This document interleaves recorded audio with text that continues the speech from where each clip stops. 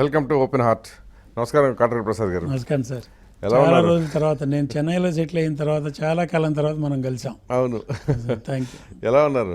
బాగున్నాను సార్, చాలా బాగున్నాను. అంటే రిటైర్ అయిపోయినట్టేనా? రిటైర్మెంట్ అయిపోయినా? రిటైర్ అంటే ప్రొడక్షన్ నుంచి రిటైర్ కానీ ఇండస్ట్రీ నుంచి రిటైర్ కాదు. నేను south Indian film chamber of కామర్స్లో చాలా యాక్టివ్గా 4 లాంగ్వేజెస్లో తెలుగు, తమిళ, కన్నడ, మలయాళంలో ఒక కమాండింగ్ పర్సన్గా నా ఉనికి నేను అక్కడ కాపాడుకుంటున్నాను సార్. సో ప్రొడ్యూసర్గా మాత్రం రిటైర్ అయ్యారు? ప్రొడ్యూసర్గా ప్రస్తుతానికి అనుకుంటున్నా. అదే ప్రస్తుతానికి ఇండస్ట్రీ ఏమన్నా మనకు అనుకూలంగా వస్తే సినిమా తీయటం అదే నా బ్లడ్.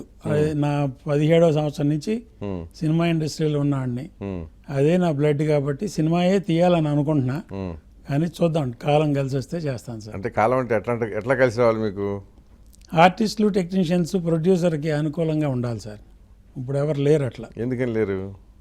కమాండింగ్ ఎక్కువైపోయింది. ప్రొడ్యూసర్ అనేవాళ్ళు లొకేషన్కి వస్తే ఏదో ఒక చీడ పురుగును చూసినట్టు, ఎందుకు పనికిరాను, ఎందుకు ఆయన వచ్చాడు, ఆయన బయటికి పొమ్మనండి, లేకపోతే మాకు మూడు ఉండదు అనే హీరోలు, డైరెక్టర్లు ఉన్న ఈ రోజుల్లో ప్రొడ్యూసర్కి ఆత్మాభిమానం లేదు సార్. ఎందుకంటే నేను ఓపెన్గా చెప్తున్నాను, ఓపెన్ ఆర్ట్ కాబట్టి చెప్తున్నాను సార్. చాలా హీరోలు ఈ మధ్య కామెంట్లు మనం వింటున్నాం. నాకైతే సౌత్ ఇండియన్ ఫిల్మ్ ఛాంబర్కి 4 భాషల నుంచి వస్తాయి మా కంప్లైంట్లు. వస్తాయి ఈ హీరోలు మిస్బిహేవింగ్. తెలుగు వాళ్ళు అని కాదు సార్, అందరూ ఇక్కడ అని లేదు. కంపారిజన్లో ఆల్ ఇండియాలో పోలిస్తే హిందీలో బెటర్ సార్. తెలుగు అయితే వరస్ట్. ఒక్క సినిమా హిట్ అయితే చాలు సార్. బాబు బాబు అందరూ బాబులే.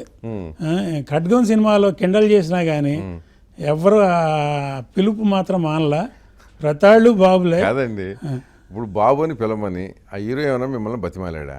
హీరో బతిమాలలే సార్, హీరో బతిమాలక్కర్లా.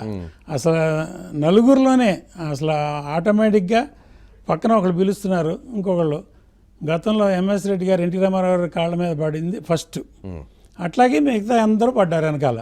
ఒకళ్ళు బాబు అని పిలిస్తే దారి చూపించాడు, మిగతా అందరూ దారి చూపిస్తారు. అట్లాగే ఇప్పుడు ఎన్టీఆర్, ఏఎన్ఆర్, సోమన్ బాబు, కృష్ణ, చిరంజీవి, బాలకృష్ణ ఆ జనరేషన్ వరకు సార్ చాలా పద్ధతిగా బాలకృష్ణ కూడా బాబేగా. ఇప్పుడు అప్పట్లో లేదు సార్. అసలు పేరు అప్పట్లో రామారావు గారు, దేవరప్రసాద్ డేట్లు చూసే రోజుల్లో అసలు బాబు అని కాదు, బాలయ్య బాలయ్య అనేవాళ్ళు, చాలా క్లోజ్గా పిలుచుకునేవాళ్ళు. అంతేగాని బాబు బాబు బాబు అని ఎవరు అణిగిమణికి దండాలు పెట్టాలి ఏం లేవు. ఆయన ఇంటికి టిఫిన్కి వెళ్ళేవాళ్ళు, భోజనానికి వెళ్ళేవాళ్ళు ప్రొడ్యూసర్లు.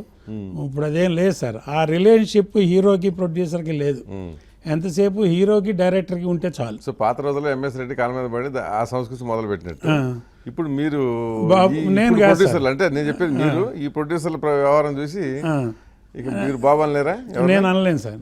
నేను ప్రొడక్షన్ మొదలుపెట్టినప్పుడే 32 సినిమాలు తీశాను సార్. నేను సినిమా తీసేప్పుడే ఫస్ట్ నేను అనౌన్స్ చేసింది ఒకటి, నేను కథను నమ్ముకుని సినిమాలు తీస్తా. నాకు ఫోన్లో అవైలబుల్ హీరో ఎవరైతే వాళ్లే నా కథకి సూటబుల్ అంటే వాళ్ళతో సినిమా తీస్తా. ఇంటికి వెళ్ళి అయ్యా బాబు అని నేను అట్లా ఇంతవరకు నేను తీసిన ఏ సినిమాకి లేదు సార్. మసాజ్ చేసే పని లేదు, మసాజులు చేసే పని లేదు, మసాజుల కార్యక్రమే లేదు. మసాజులు అని కూడా ఇప్పుడు ఉన్న మన సోదరులను మనం కించిపరుచుకోవటం కాదు సార్, అది కాదు. ఇక అది ఒక మనకేంటంటే ప్యాషన్లో కించపరచుకోవటం అంటే సినిమా నిర్మాణ ప్యాషన్లో కొన్ని కొట్టుకుపోతాయి సార్. అంటే ప్యాషన్గా చేయటం వేరు, జోదంగా చేయటం వేరు. ఇది జోదం, ఇవాళ ట్రెండ్ జోదం సార్. మీరు ఒక దాన్ని వృత్తిగా ఎంచుకున్నారు. ఇదేంటంటే ఇది ఇప్పుడు కొంతమంది వృత్తి కాకపోవచ్చు కూడా, వాళ్ళు ఏదో ఒక సినిమాలో ఎవరితోనో ఇట్టవగానే బాబు అంటారు. ఇప్పుడు వాళ్ళే సార్. ఇప్పుడు బాబు అన్నప్పుడు పిలిపించుకునేవాడు తప్ప పిలిచేవాడు తప్ప, అది వయసు వరుస. నేను ఎవరిని కామెంట్ చేయను, హీరోల్ని కామెంట్ చేయను. ఇప్పుడు పిలిచి 100 కోట్లు ఇస్తానంటే ఎవరు వద్దనరు. అట్లాగే పిలిచి బాబు అంటే వద్దు నన్ను ఏరా అని పిలవమని చెప్పి వాళ్ళు అనరు. అంతే కదా, అసలు ఆ రోజులు కూడా కాదు. సో వయసు వరుస మనం పిలవటం ఎంతవరకు న్యాయం, వాళ్ళు అనిపించుకోవటం ఎంతవరకు న్యాయం అంటే ఇక అవసాన గణం. దానిలో ఇక వేరే ఇది లేదు సార్, దానిలో కామెంటు లేదు. ఇప్పుడు బాబు బాబు అనేది అందరూ మన సోదరులు అనిపించుకునే వాళ్ళందరూ మన దగ్గర జీతం తీసుకొని పనిచేసే ఆర్టిస్ట్ సోదరుల పిల్లలు, సోదరుల పిల్లలు. అటువంటి అప్పుడు ఇప్పుడు అభిమానంతోనూ ప్రేమతోనూ బాబు అని మనం పిలుస్తాం. మా అబ్బాయి పేరు అజయ్ బాబు సార్.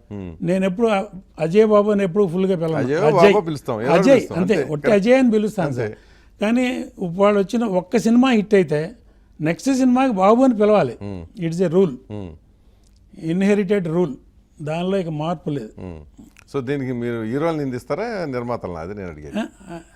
ఫస్ట్ నిర్మాతలనే సార్. ఎందుకంటే ముందు మనకంటూ ఒక ఆత్మాభిమానం ఉండాలి. మనం తీసే సినిమా సబ్జెక్టు ఒక డైరెక్టర్ నమ్ముకుని, కథ నమ్ముకుని సినిమా తీద్దాం అనుకున్నప్పుడు ఏం ఎన్ని అక్కర్లేదు. సంవత్సరాలు అయింది మీరు సినిమా తీయటం ఆపేసి? ఆపేసి 7 సంవత్సరాలు అయింది సార్. సో 7 సంవత్సరాలు. అంతకుముందు ఇది లాస్ట్ సినిమా లాస్ట్ మనే మగలని కన్నడ సార్. కన్నడలో ఒక 6 సినిమాలు తీశాను. తెలుగులో నేను చెప్పింది తెలుగులో. తెలుగులో సింగన్న లాస్ట్ సార్, సింగన్న నారాయణమూర్తి గారితో. ఎప్పుడది? 97 97 అంటే 15 సంవత్సరాలు. 15 సంవత్సరాలు. సో ఇక 15 సంవత్సరాల తర్వాత నుంచి ఇక మీరు తెలుగు ఇండస్ట్రీ తెలుగు ఇండస్ట్రీకి అసలు ఈ ప్రపంచంలో ఏం జరుగుతుందో తెలుగు ఇక్కడ హైదరాబాద్లో తెలుసు సార్. తెలియటం వేరు. నేననేది తెలుసు, అబ్బాయి మీకు అసలు ఏది తెలియదని నేనెట్ అంటాను. అట్లా అని కాదు, ఈ మారిన పరిస్థితులు ఆ పరిణామాలకు అనుగుణంగా మీరు ఎందుకు ట్యూన్ కాలేకపోయారు అనేది. ట్యూన్ అంటే రెండు చెప్తాను నేను రీజన్స్. ఇప్పుడు మీరు 30 సంవత్సరాల పైన అయిందా ఇండస్ట్రీలో? 40 సంవత్సరాలు. 40 సంవత్సరాల పైన అయింది సార్. సో 40 సంవత్సరాలుగా మీరు నిర్మాతగా కానీ ఇతర కార్యక్రమాలు అప్పుడు కానీ మొత్తానికి ఆ ఇండస్ట్రీని నమ్ముకుని ఉన్నారు. అవును సార్. ఇప్పుడు ఎవరైనా 40 సంవత్సరాలు కాదు కదా, 4 సంవత్సరాలు కంటిన్యూగా ఉండేవాళ్ళు ఉంటున్నారా? లేరు లేరు లేరు. నంబర్ 1 అయిపోయిందా రీజన్. నంబర్ 2 ఏఎన్ఆర్ ఎన్టీఆర్ ఎన్ని సంవత్సరాలు ఉన్నారండి హీరోలుగా? వాళ్ళు 50 సంవత్సరాలు, 40 సంవత్సరాలు. నాగేశ్వరరావు అయితే 70 సంవత్సరాలు. చెప్తా. కృష్ణ, శోభన్ బాబు వాళ్ళు 40 50 అంతే అంతే కదా. ఇక ఆ తర్వాత ఇద్దరు ముగ్గురు పక్కన పెట్టేసి చిరంజీవి గారు కూడా వాళ్ళ పక్కన పెట్టారు వాళ్ళందరూ 40+. ఇప్పుడు వచ్చేవాళ్ళు ఇప్పుడు వచ్చేవాళ్ళు మ్యాక్సిమం 5 ఏళ్ళు సార్. ఇట్ అండ్ రన్ 5 ఏళ్ళు సార్. ఇప్పుడు ఒక లెవెల్ వరకు జగపతి బాబు, శ్రీకాంత్ వరకు కూడా 100 ఫిలిమ్స్ టచ్ చేసిన వాళ్ళు ఉన్నారు. ఇప్పుడు వచ్చే హీరోలు ఈ కొత్త వాళ్ళు కానీ, కొంచెం ఇప్పుడు డిమాండ్లో ఉన్న వాళ్ళు కానీ 50 టచ్ చేయడం అనేది కష్టం సార్. కష్టమే కదా, చాలా కష్టం. అంతే కదా. వాళ్ళు బాబు అనిపించుకున్నా ఏమనిపించుకున్నా ఆ 50 సినిమాల లోపే కదా. అంతే అంతే. అది అయిపోయాక వాడిని బాబు అని మీరు పిలవరు కదా, మీరే తిడతారు మళ్ళీ అండి. ఈ నా కొడుకు రేంజ్లో ఉన్నప్పుడు ఏమన్నాడని చెప్పి తిట్టిన వాళ్ళు ఉన్నారు. మనకంటూ ఆత్మసాక్షి సార్. మనకంటూ మనం క్వశ్చన్ చేసుకోవాలని అనుకుంటే ఆయన మన బాబు అంటున్నాడు. ఆయనకి ఇంటర్ మనం ఫేవర్ చేస్తే ఆయన బాబు కాదు, కాళ్ళ మీద పడ్డా తప్పలేదు సార్. నిజంగా మనకి అన్నం పెట్టిన ప్రొడ్యూసరు అన్నం తింటున్నాడా, ఇంట్లో ప్రశాంతంగా పడుకుంటున్నాడా అని ఒక్క నిమిషం నీ ఇంట్లో నువ్వు పడుకుని ఆలోచిస్తే బాబు వద్దు, ఈయన కోట్ల రెమ్యూనరేషన్ వద్దు. అదే కదా మీరు అన్నారు. ఎందుకు ఆలోచించాలని నేనంట. అప్పుడు నేను హీరో పాత్ర పోషిస్తున్నా, ఎందుకు ఆలోచించక్కర్లేదు. డిమాండ్ అండ్ సప్లై, దానిలో నేనేం కాదన్నా సార్. ప్రొడ్యూసర్స్ కౌన్సిల్లో మేము చాలా రూల్స్ పెట్టాం సార్. బిస్లరీ బాటిల్ ఇవ్వకూడదు, క్యారవాన్ ఇవ్వకూడదు, అది ఇవ్వకూడదు, ఇది ఇవ్వకూడదు, పర్సనల్ మేకప్ స్టాఫ్ అంతా ప్రొడ్యూసర్లు పెట్టుకోకూడదు, వాళ్లే పెట్టుకోవాలి. కానీ ఇవన్నీ బ్యాక్ డోర్ నుంచి వెళ్ళిపోతా ఉంటాయి. రెమ్యూనరేషన్ కూడా ఏదో ఒక రేట్ అని అనుకుంటాం, వెనక్కి వెళ్ళి పక్కకి వెళ్ళి బాబు మీరు 5 తీసుకుంటే నేను 10 ఇస్తానంటారు. తప్పే ఉంది. ఇక డబ్బులు చేయదు కాదు ఎవరికి. ఒకటి మీరు 30 సంవత్సరాల క్రితం సమాజంలో ఏ పరిస్థితులు ఉన్నాయో అక్కడే ఆగిపోయారు. ఆ తర్వాత మారుతున్న పరిస్థితులని మీరు ఆహ్వానించలేదు కూడా. ఇప్పుడు మీరు ఒక కాటకట ప్రసాద్ని అడగద్దు. రెగ్యులర్గా ఆ రోజుల్లో సినిమాలు తీసిన ఒక దేవిఆర్ ప్రసాద్, త్రివిక్రమ గారు, ఆ జనరేషన్ విజయబాబు నాయుడు, ఏడి నాగేశ్వరరావు, సూపర్ హిట్ సినిమాలు తీసిన వాళ్ళేగా. అంతే. వీళ్ళందరూ వాళ్ళు సినిమా తీయటానికి ఎందుకు ముందే అడిగేట్లేదు? వాళ్ళ దగ్గర డబ్బులు లేవా? ఇప్పుడు సినిమా తీయటానికి వచ్చిన వాళ్ళకంటే ఎక్కువ డబ్బులు ఉంటాయి, లేదా వాళ్ళు బెటర్ సినిమా తీయగలరు, సూపర్ హిట్ సినిమా తీయగలరు. వాళ్ళందరూ ఎందుకంటే ఈ వాతావరణానికి ఎమ్మలేక వాళ్ళు తప్పుకున్నారు. రెగ్యులర్ ప్రొడ్యూసర్లు ఒకళ్ళని చూపిండి, ఎక్కడో ఒక ఎకరం అమ్మితే 50 కోట్లు వస్తుంది సార్. నిజమే ప్రసాద్ గారు. ఇప్పుడు మీ రోజులు ఏంటంటే నిర్మాతలు అంటే నిర్మాణ కంపెనీలు తక్కువే, హీరోలు తక్కువే. ఈ కంపెనీ బాగుంటే ఈ హీరోకి ఒక 4 కంపెనీలు ఒక హీరోని, 4 కంపెనీలు ఒక హీరోని పంచుకున్నాయి. అంతే కదా. అవును. అట్లాగూ హీరోలు కూడా జనవరి 1 వచ్చిందంటే డైరీలో రామారావు గారు కొంతమంది ప్రొడ్యూసర్లకి, నాగేశ్వరరావు అదే అంటున్నా, డేట్లు అలాట్ చేసేవాళ్ళు. అలాట్ చేయటం ఒకటి, ఈ కంపెనీలు బాగుండాలని కోరుకునే, ఎందుకంటే ఆ కంపెనీ పోతే ఆయనతో సినిమా తీసేవాళ్ళు లేడు. అవును సార్, అవును. ఇప్పుడు అది లేదు కదా. మరి వాళ్ళని ఎట్లా మీరు నిందించగలరు? కృష్ణ గారు ఒక ఎగ్జాంపుల్ సార్. ఇండస్ట్రీలో బాగా చెప్పుకుంటారు, మీరు వినే ఉంటారు. ఒక ప్రొడ్యూసర్ బాగా దెబ్బతిన్నాడు సార్. ఆయనతో తీసిన సినిమా ప్రొడ్యూసర్ దెబ్బతింటే వెంటనే ఒక సత్యరామమూర్తి గారిని పిలిచి, ఈయనకి నేను మళ్ళీ డేట్లు ఇస్తున్నాను, మీరు ఫైనాన్స్ ఇవ్వండి. ఈయన నిలబెట్టాల్సిన బాధ్యత నా మీద ఉందని చెప్పి వెంటనే ఆయనకి డేట్లు ఇచ్చి సత్యరామూర్తి గారితో మాట్లాడి ఫైనాన్స్ ఇప్పించి సినిమా దించారు సార్. వాళ్ళు ఒక్క హీరో మీరు 100 కోట్లు తీసుకోండి, 15 కోట్లు తీసుకోండి, 50 కోట్లు తీసుకోండి సార్, మీ డిమాండ్ బట్టి మేము ఇస్తాం. మీ నెత్తి మీద రూపాయి పెడితే మాకు రూపాయి మిగులుతుందంటే ఇస్తాం. కానీ మీకు చెంగే రూపాయి పెడితే మాకు పావలా మిగలటల్లా, చెంగు మిగులుతుంది కదా. అది కూడా మిగులుతుంది సార్. అది కూడా లేదు సార్, న్యాయంగా చెప్పాలంటే అది కూడా లేదు అసలు. మరి ఎవరేమన్నారండి? హీరోలకి తెలుగు పరిశ్రమలో 15 కోట్ల దాకా రెమ్యునరేషన్ పెంచింది హీరోలా లేకపోతే నిర్మాతలా? రెగ్యులర్ ప్రొడ్యూసర్లు కాదు సార్, అంతే. ఎవరో ఒకరు. ఇప్పుడు out side money floating in film industry. That's it. ఇప్పుడు కొత్త హీరోలు ఉన్నారు సార్, కొంతమంది పెద్ద డిమాండ్ హీరోలు ఉన్నారు సార్. ఇప్పుడు నాకు ఎక్కడో ఒక మూల అమ్మితే ఒక 50 కోట్లు వస్తుంది, ఒక ఎకరం అమ్మితే వస్తాను సార్. 100 ఎకరాల్లో ఒక ఎకరం పోతే పోయింది అనుకుని నేను 50 కోట్లు 20 కోట్లు పోయినా పర్లేదు సినిమా తీయమని ఎవరికో చెప్తాను సార్. సోకాల్డ్ డైరెక్టర్లు కూడా బ్యాంక్ బ్యాలెన్స్ చూసే డేట్లు ఇస్తున్నారు, కానీ వాళ్ళు ఇది పలానా ప్రొడ్యూసరు, పెద్ద ప్రొడ్యూసరు, చిన్న ప్రొడ్యూసర్ ఏం చూడలేదు సార్. సింపుల్ లాజిక్ కదా. డబ్బు ఇప్పుడు రూల్ చేస్తాను సార్. ఆ రూల్ చేసినంత కాలం చేయనేయండి.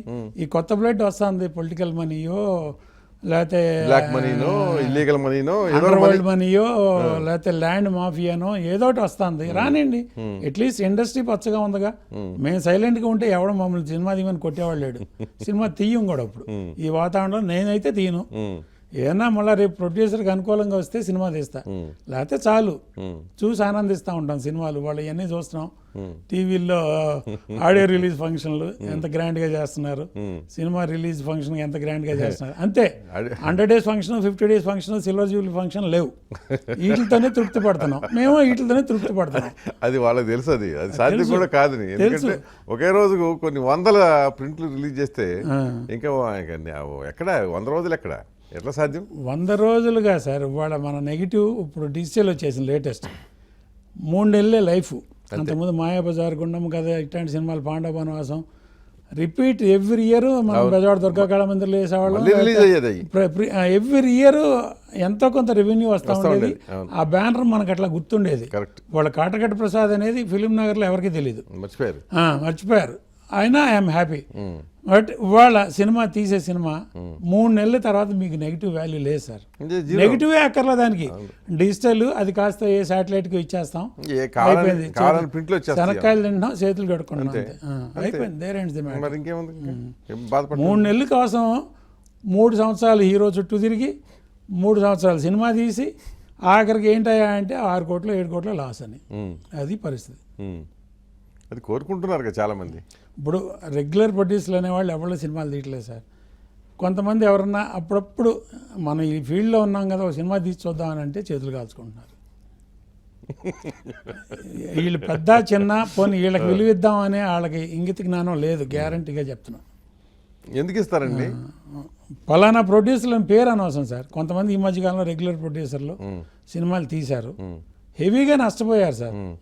ఇళ్లే అమ్ముకున్న ప్రొడ్యూసర్లు కూడా ఉన్నారు ఈ మధ్య. అవును, పాత వాళ్ళు, పాత కొత్త వాళ్ళ గురించి అసలు ఐ డోంట్ కేర్. కొత్త వాళ్ళ గురించి ఎందుకు సార్? ఏదో ఈజీ మనీ వచ్చింది, మన ఇండస్ట్రీని బాగు చేస్తున్నారు. అంతే, బయట వాళ్ళు కాదు, మన ఇండస్ట్రీ మనుషులు, మన సొంత మనుషులు తాత్కాలికంగా బాగు చేస్తున్నారు, కానీ దీర్ఘకాలంలో వాళ్ళు నష్టపోయి మన రెగ్యులర్ ప్రొడ్యూసర్లు అనేవాళ్ళు నా సొంత మనుషులు. వాళ్ళు ఒక సోదరులాగా మేము కలిసిమెలిసి తిరిగిన వాళ్ళం. వాళ్ళకి ₹1 లాస్ వచ్చినా నాకు వచ్చినట్టు ఫీల్ అవుతా.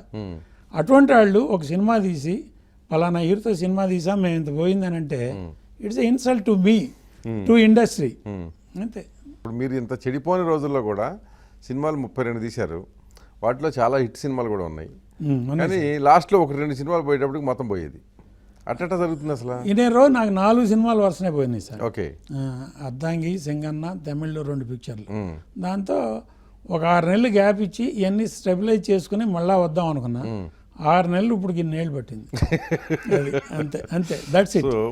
ఉన్న ఏ ప్రాపర్టీలు అమ్మి ఎవరు మనం ₹1 ఇవ్వక్కర్లేదని అనిపించుకుని మళ్ళీ ప్రొడక్షన్ సినిమాల్లో వచ్చిన డబ్బు అంతా 4 సినిమాల్లో పోయింది సార్. అంతేగా? ఒక్క సినిమాలో చెప్పాలంటే ఒక సినిమాలో పోయింది. సింగన్న తమిళ్లో లక్కీ మ్యాన్ అని ఎమ్మెల్యేల రీమేక్ చేశాను సార్. ఎమ్మెల్యేల ఎస్వి కృష్ణారెడ్డి గారు ఎమ్మెల్యేల. ఆ రోజుల్లో నాకు 220 లాస్ వచ్చేది సార్. రీమేక్ చేశాను. 94లో 2,20,00,000 లాస్. 94లో 94 మరి సరిపోలా అంతే. వాళ్ళు మరి ఒక్కొక్కళ్ళు 30 కోట్లు పోయిందన్నారుగా. అంటే దానికి ఇది సమానం. అంతే అంతే అంతే. వాళ్ళ ఆ రోజు 2 కోట్లు 30 కోట్లు ఎగ్జాజరేషన్ అండి. 30 కోట్లు పోదు కానీ పోయేదా మీరు అన్నట్టు 5-6 కోట్లు పోతుంది. ఒక్కో సినిమాకి ఒక 5-6 కోట్లు పోతుంది. 30 పోవటం అనేది లేదులేండి. 30 కాదు కానీ ఒక 10-15 వరకు ఇప్పుడు పోతున్నాయి సార్, జెన్యున్గా పోతున్నాయి. ఒక పెద్ద నిర్మాత ఒక పెద్ద హీరోతో సినిమా తీస్తే ఈ మధ్యకాలంలో 18 కోట్లు లాస్ అని విన్నాం, జెన్యున్ లాస్. ఎవరిది? అశ్విని దత్ గారిది. అవునా? అని ఇండస్ట్రీలో చెప్పుకున్నారు. నేను ఆయన అడగలా, ఆయన నాకు చెప్పలా. బట్ ఇండస్ట్రీ టాక్ 18 కోట్ల శక్తి అనే సినిమాలో లాస్ వచ్చింది. అది ఎంతవరకు నిజం ఆయనకి తెలియాలి, ఆ సినిమాలో యాక్ట్ చేసిన హీరోకి తెలియాలి. ఇంకేం మిగులుతారు అంతంత వస్తే? జీవితం పోతుంది సార్ అంతే. ఒక్క సినిమా చాలు మీరు అన్నట్టు. అట్లాగే నాకు అర్ధాంగి అనే సినిమా టోటల్ లాస్. టోటల్గా సినిమా పెట్టిన డబ్బు. అంతకుముందు అట్లాగే ఓంకార్ని డైరెక్టర్గా ఇంట్రడ్యూస్ చేసి పందిరి మంచం అనే సినిమా తీశాను, అది టోటల్ లాస్. నా లైఫ్లో 2 డిజాస్టర్స్, మిగతా అన్ని సేఫ్ పిక్చర్లే. పందిరి మంచం. ఓంకార్ ఆంధ్రజ్యోతిలో ఉండగా నేనే తీసుకొచ్చి అతనిలో స్పార్క్ ఉందని చెప్పి రైటర్గా ఇంట్రడ్యూస్ చేశాను. నా ఫస్ట్ ఫిల్మ్ ఇద్దరం కలిసి మెడ్రాస్ వెళ్ళాం. సినిమాలు అతనే కథ, మాటలు, స్క్రీన్ ప్లే, కొన్ని 1-2 పాటలు రాసేవాడు. తర్వాత ఏదైనా చిన్న కామెడీ వేషం వేసేవాడు. అట్లా ఇంట్రడ్యూస్ చేసాం. నాకు వరుస కుదిరింది బందిపోటు, ఒగ్గనేతుడు, పల్నాటి ఉద్రి, అన్నీ, పెద్దింటి అల్లుడు. మధ్యలో ఒక సినిమా అతను సబ్జెక్ట్ చెప్పి నేనే డైరెక్ట్ చేస్తానన్నాడు. సబ్జెక్ట్ బాగానే ఉంది, సరే చేయన్నాను. బడ్జెట్ 45 lakhs బడ్జెట్ వేసుకుని, అప్పుడు జగపతి బాబు హీరో, వాళ్ళ నాన్నగారు రాజేంద్ర ప్రసాద్ గారు ఫస్ట్ హీరోగా ఇంట్రడ్యూస్ చేశారు. సెకండ్ ఫిలిం నాదండి. ఆ సెకండ్ ఫిలిం పందిరి మంచం, జగపతి బాబుతో రాధా హీరోయిన్. ఆ సినిమా ఒకటి టోటల్ లాస్. మధ్యలో ఒక స్టేజ్లో నేను రష్ చూసి, ఆ రోజుల్లో ప్రొడ్యూసర్ రష్ చూసి అదృష్టం ఉండేది, ఇప్పుడు లేదు కానీ ఆ రోజుల్లో మేము ఆ అదృష్టం ఉండేది. అప్పుడే సగంలో చెప్పేశాను జగపతి బాబుకి, ఓంకార్కి, ఇద్దరికి ఈ సినిమా వారం కూడా ఆడదు. నేను యాజ్ ఏ డిస్ట్రిబ్యూటర్గా చెప్తున్నాను, ఈ సినిమా ఇప్పటికి నాకు 28 లక్షలు ఎక్కింది. రామోజీ గారు అంతకుముందే 2-3 ఏళ్ల ముందు కారు దిద్దిన కాపురం అన్న సినిమా స్క్రాప్ చేశాడు సార్. అట్టా నేను కూడా ఇది స్క్రాప్ చేద్దాం అనుకుంటున్నాను అన్నాడు. అయ్యో బలివాడి, నన్ను డైరెక్టర్గా మీరు ఇంట్రడ్యూస్ చేస్తా, మీరు ఏదన్నా కానీ ఈ సినిమా చేద్దాంలేండి, జగపతి బాబు మానాడు చేద్దాం అంటే సరే అని చేశాం. బడ్జెట్లో ప్లాన్డ్గానే చేశాం. 45 లక్షల సినిమా చేసాం. 62 లక్షలు లాస్ సార్ ఆ రోజుల్లో. ఎందుకు ఎంత 42 లక్షలు చేస్తే 62 అంటే ప్రింట్లు నేను డిస్ట్రిబ్యూటర్లు అందరికీ నేను చెప్పేసి, అంతకుముందు పబ్లిసిటీ అంతా ప్రొడ్యూసర్ పెట్టుకునేవాడు కదా సార్. ఇప్పుడంటే జిల్లాల వారి పబ్లిసిటీ వచ్చింది. పబ్లిసిటీ, ప్రింట్లు, ప్రొడ్యూసర్, డిస్ట్రిబ్యూటర్లు అందరికీ నేను చెప్పాను సార్. అన్ని సంవత్సరాలు పాటు సినిమా నిర్మాతగా ఉండి 62 లక్షలు లాస్ వస్తేనే అయిపోయి ఎట్లా? అయిపోలే. నేను ఇమీడియట్గా మళ్ళీ పెద్దింటి తీశాను. అయిపోలే. నాకు అదే సంపాదించిందే మధ్యలో సార్ సంపాదించిందే బాగొట్టారు, అది ఓకే. అదర్వైజ్ మీరు ఆర్థికంగా బలహీనంగా లేరు. నేను ఏదో మా ఊర్లో పొలాలన్నీ తీసుకొచ్చి పెట్టాను అని అంటలా. నేను ఇండస్ట్రీ ఫైనాన్షియల్గా స్ట్రాంగ్ అయినా మీరు? స్ట్రాంగ్ కాదు సార్, సెటిల్ అయ్యాను అంతే. ఓకే, అంతే. నేను చాలామంది ప్రొడ్యూసర్ల కంటే కూడా కొంచెం హ్యాపీగా, పరువుగా, డిగ్నిఫైడ్గా బతుకుతున్నాను. చాలా మంది ఇంకా కొంచెం ఇబ్బందికరంగా ఉంది. తమిళ్లో అయితే ఇంకా ఇబ్బందిగా ఉంది. తమిళ్లో సార్ మొన్న దీపావళి పండగకి 5,000 రూపాయలు చొప్పున కౌన్సిల్ నుంచి డబ్బులు తీసుకున్నారు పండగ చేసుకోవడానికి. అట్లా 300 మంది ప్రొడ్యూసర్లు తీసుకున్నారు సార్. అది ప్రొడ్యూసర్ పరిస్థితి. అట్లా కాదు, నేను సెటిల్ అయ్యాను, నా పిల్లలు హ్యాపీగా సెటిల్ అయ్యారు, చాలా అంతే. నేను అంతకంటే ఎక్కువ చెప్పదలుచుకోలే. నేను ఇంకోళ్ళ గురించి కామెంట్ చేయదలుచుకోల. ప్రస్తుత పరిస్థితిలో మళ్ళీ దిగి రిస్క్ చేయదలుచు. మీరు మొన్నదాకా సౌత్ ఇండియన్ ఫిల్మ్ ఛాంబర్కి సెక్రటరీగా ఉన్నారు కదా? అవును సార్. సో ఆ తరాన్ని ఈ తరాన్ని చూస్తున్నారు కదా, దీన్ని దృష్టిలో పెట్టుకుని ఇప్పుడు మీరు ఇట్లాంటి అనుభవం ఉన్న వాళ్ళతోటి అప్పుడప్పుడు సెమినార్ లాంటివి పెట్టచ్చుగా ప్రొడ్యూసర్లకి మీరు? ఈ సినిమా ఇండస్ట్రీలో సార్ కొత్తగానే చాలామంది సార్, మేము ఒక 10 కోట్లు బ్యాంకులో వేసుకున్నాం, కొత్త హీరో, కొత్త హీరోయిన్, కొత్త డైరెక్టర్ సినిమా తెద్దామన్నాం, 10 కోట్ల బడ్జెట్ అంటారు. అటువంటి వాళ్ళు మేము ఎంకరేజ్ చేయాలా, డిస్కరేజ్ చేయాలంటే నా మనస్ఫూర్తిగా అయితే డిస్కరేజ్ చేస్తా. 10 కోట్లు నీకు ఎక్కడ బ్యాంకులో వేసినా కానీ నెలకు 10 లక్షల వడ్డీ వస్తుంది. అది కాకుండా నువ్వు సినిమా ఎందుకు తీస్తున్నావు నాకు అర్థం కాదంటే ఆ ప్రొడ్యూసర్ అదే డైరెక్టర్ నా ఫ్రెండ్ సార్, లేకపోతే ఆ హీరో నా హీరో కోసం హీరో చెప్తాడు ఏదో సార్. మా అబ్బాయి హీరో. ఆఖరికి ఏంటంటే ఆ సినిమా రిలీజ్గా 10 కోట్లు పోతాయి, ఆ సినిమా రిలీజే అవ్వదు. అట్లా 400 ల్యాబులు, 4 ల్యాబుల్లో 400 ఫస్ట్ కాపీలు అన్రిలీజ్డ్ ఫిల్మ్స్ ఉన్నాయి సార్. తెలుగు అన్ని కలిపి తమిళ్, తెలుగులో కూడా 300 ఉంటాయి, 300 ఫస్ట్ కాపీలు ఉంటుంది. ఇటువంటి వాళ్ళు ఉన్న ఈ వాతావరణంలో ఎవరికి మేము అడ్వైస్ చెప్పాలి? నేనే కాదు, ఎవరు రామనాయుడు గారు కూడా నేను సలహా చెప్పడం. ఆయన ఎప్పుడు అసలు కాడి పారేసాడు అసలు ఆయన కాదు, ఆయన ఎవరన్నా సినిమా తీస్తాను వస్తే ఎంకరేజ్ చేస్తారు కానీ డిస్కరేజ్ చేయరు. అదే ప్రిన్సిపల్ గా డిస్కరేజ్ చేయడం ఎందుకు వచ్చింది? వాళ్ళు మెంటల్గా ప్రిపేర్ అయ్యి మన దగ్గరికి వచ్చారు సార్. అవును, మనం ఏదైనా సలహా చెప్తే వాళ్ళకి ఏదో విషమాత్రలాగా ఉంటుంది కానీ అది ఏదో ట్రీట్ చేసేదానికి ఇచ్చిన మాత్రలాగా ఉండదు వాళ్ళకి. అందుకని సలహాలు అనవసరం, నోరు మూసి కూర్చోవా అంటారు ఒకవేళ ఎవరన్నా చెప్తే. అందుకని మనం ఆ జోలికి వెళ్ళాం సార్, సలహాలు వెళ్ళాం. వాళ్ళకి ఏమైనా ప్రాబ్లం వస్తే సాల్వ్ చేసి పెడతాం. మెడ్రాస్లో కూడా నేను చేసేది అదే, ఈ 4 లాంగ్వేజెస్లో కొంతమంది డబ్బింగ్ రైట్స్ కొనకుండా డబ్బింగ్లు చేసేవాళ్ళు, లేకపోతే రీమేక్ రైట్స్ కొనకుండా రీమేక్ చేసేవాళ్ళు, అట్లా లాంగ్వేజ్ టు లాంగ్వేజ్ ప్రాబ్లమ్స్ వస్తాయి. అట్లాగే ఆర్టిస్టులకి అడ్వాన్స్లు ఇచ్చి రిఫండ్ల కోసం ఆర్టిస్టులను పిలిపించి ఏదో ఆ ప్రొడ్యూసర్ కష్టాల్లో ఉన్నాడని అడ్వాన్సులు రిటర్న్ ఇప్పించి అట్లా తప్పితే సౌత్ ఇండియన్ ఫిల్మ్ ఛాంబర్లో ఇండస్ట్రీలో యాక్టివ్గా ఉంటాం కానీ ఈ తగాదాలు తీర్చడమే 3 పని. ఫ్రాంక్లీ ఇప్పుడు మిమ్మల్ని కూడా అంటే ఈ స్థాయిలోకి వచ్చిన తర్వాత కూడా ఆ మధ్య ఇప్పుడు సినిమా తీద్దాం అనుకుంటే మీ దగ్గర కో డైరెక్టర్గా పనిచేసిన వ్యక్తి మీ బ్యాంక్ బ్యాలెన్స్ అడిగాడా మిమ్మల్ని? ఎంత చూపించి నాకు పాస్బుక్ అని చెప్పి. అవును సార్. ఎవరైనా వద్దులేండి, ఇప్పుడు పేరు లేపుతానికి ఏముంది? ఇంకా ప్రముఖ డైరెక్టరే. ఇప్పుడు ప్రముఖ డైరెక్టరా? ప్రముఖ రాజమౌళి. రాజమౌళితో నేను డైరెక్ట్గా మాట్లాడలేదు సార్. మీకు ఎట్లా ఇన్ఫర్మేషన్ వచ్చిందో కానీ నేను విజేంద్ర ప్రసాద్తో మాట్లాడా. సార్ నాకు రెగ్యులర్ ఫైనాన్షియర్, ఇన్ని సినిమాలు తీసావు ప్రసాద్, నువ్వు ఆస్తులు అమ్మి కూడా మా అప్పులు కట్టావు, నేను నా వైఫ్ పేరు మీద ఉన్న ఆస్తి కూడా అమ్మి కట్టాను సార్ లక్కీ మ్యాన్ దెబ్బకి. అవునా? అందరూ ఆడాళ్ళ పేర్లతో ఆస్తులు దాచుకుంటారు, నువ్వు అది కూడా అమ్మి కట్టావు, నీకు ఏదైనా మంచి ప్రాజెక్ట్ తెచ్చుకో, కొబ్బరికాయ నుంచి గుమ్మడికాయ దాకా మేము ఫైనాన్స్ ఇస్తాం, బట్ నీకు మిగలాలి. మళ్ళీ నాకు 1 కోటి రూపాయలు పోయింది, 2 కోట్లు పోయింది, నాకేమైనా ఫైనాన్స్ తగ్గింది అంటే నా దగ్గరికి రావద్దు, నువ్వు అట్లాంటి ప్రాజెక్ట్ తెచ్చుకో, ఎన్ని కోట్లైనా నేను బట్టి పెడతాను అంటే. అప్పుడు నేను విజేంద్ర సార్కి ఫోన్ చేసి, సార్ నాకు ఇట్లా ఒక ఆఫర్ ఉంది, రాజమౌళి వాళ్ళ నెంబర్ 1, రాజమౌళి చెప్తే ఏ హీరో అయినా డేట్లు ఇస్తాడు. ఇది ఎప్పుడు సార్? నేను సింహాద్రి తర్వాత, ఇప్పుడు కూడా కాదు, సింహాద్రి తర్వాత అడిగాను, వెరీ బిగినింగ్లో చెప్తే ఎవరైనా హీరో డేట్ ఇస్తారు, ఒక మంచి ప్రాజెక్ట్ నాకు చేయండి, నాకు మీ మీద నమ్మకం, రాజమౌళి మీద నమ్మకం, నేను ఇట్లా ఎవరిని అడగలేనంటే వద్దులేండి సార్, బ్యాంక్ బ్యాలెన్స్ ఉన్న ప్రొడ్యూసర్లు అయితే కొంచెం పద్ధతిగా ఉంటుంది అంటే, సరే అయితే I wish you all the best అని చెప్పి నేను తప్పుకున్నాను సార్. దీనిలో బ్లేము లేదు, నా ఎనేబిలిటీని నేనే ఒప్పుకుంటున్నాగా. నేను 10 కోట్లు బ్యాంకులో చూపిస్తే ఇవాళ నేనున్న పొజిషన్ కానీ రెగ్యులర్ ప్రొడ్యూసర్లు ఎవరున్నా కానీ 10 కోట్లు నేను ఇందాక ఎవరికో సలహా చెప్పినట్టుగా నేను చేయనా? 10 కోట్లు బ్యాంకులో వేస్తే కూడా 30 వడ్డీ వస్తుందిగా, అది చాలు. అందుకని అవన్నీ అందుకే ఆ తర్వాతే నేను షాక్ అవ్వలేదా అన్ని సినిమాలు తీసి అంత ఒక వెలిగి అడిగినందుకు? అట్లని కాదు, ఇప్పుడు షాక్ అనేది కంటే కూడా సార్ ప్రస్తుతం డెఫినెట్ గా తత్వం బోధపడి ఉండాలి. తత్వం బోధపడుతుంది. ప్రస్తుతం ఇండస్ట్రీ పొజిషన్ ఇట్లా ఉంది కాబట్టి మనం అన్ఫిట్, మనకుగా మనం వాలంటీర్ రిటైర్మెంట్ ఉంది కదా, గవర్నమెంట్ ఎంప్లాయీస్ కాదు నిర్మాతలకే ఉంది. అట్లా నేను రిటైర్మెంట్ తీసుకున్న ప్రస్తుతానికి.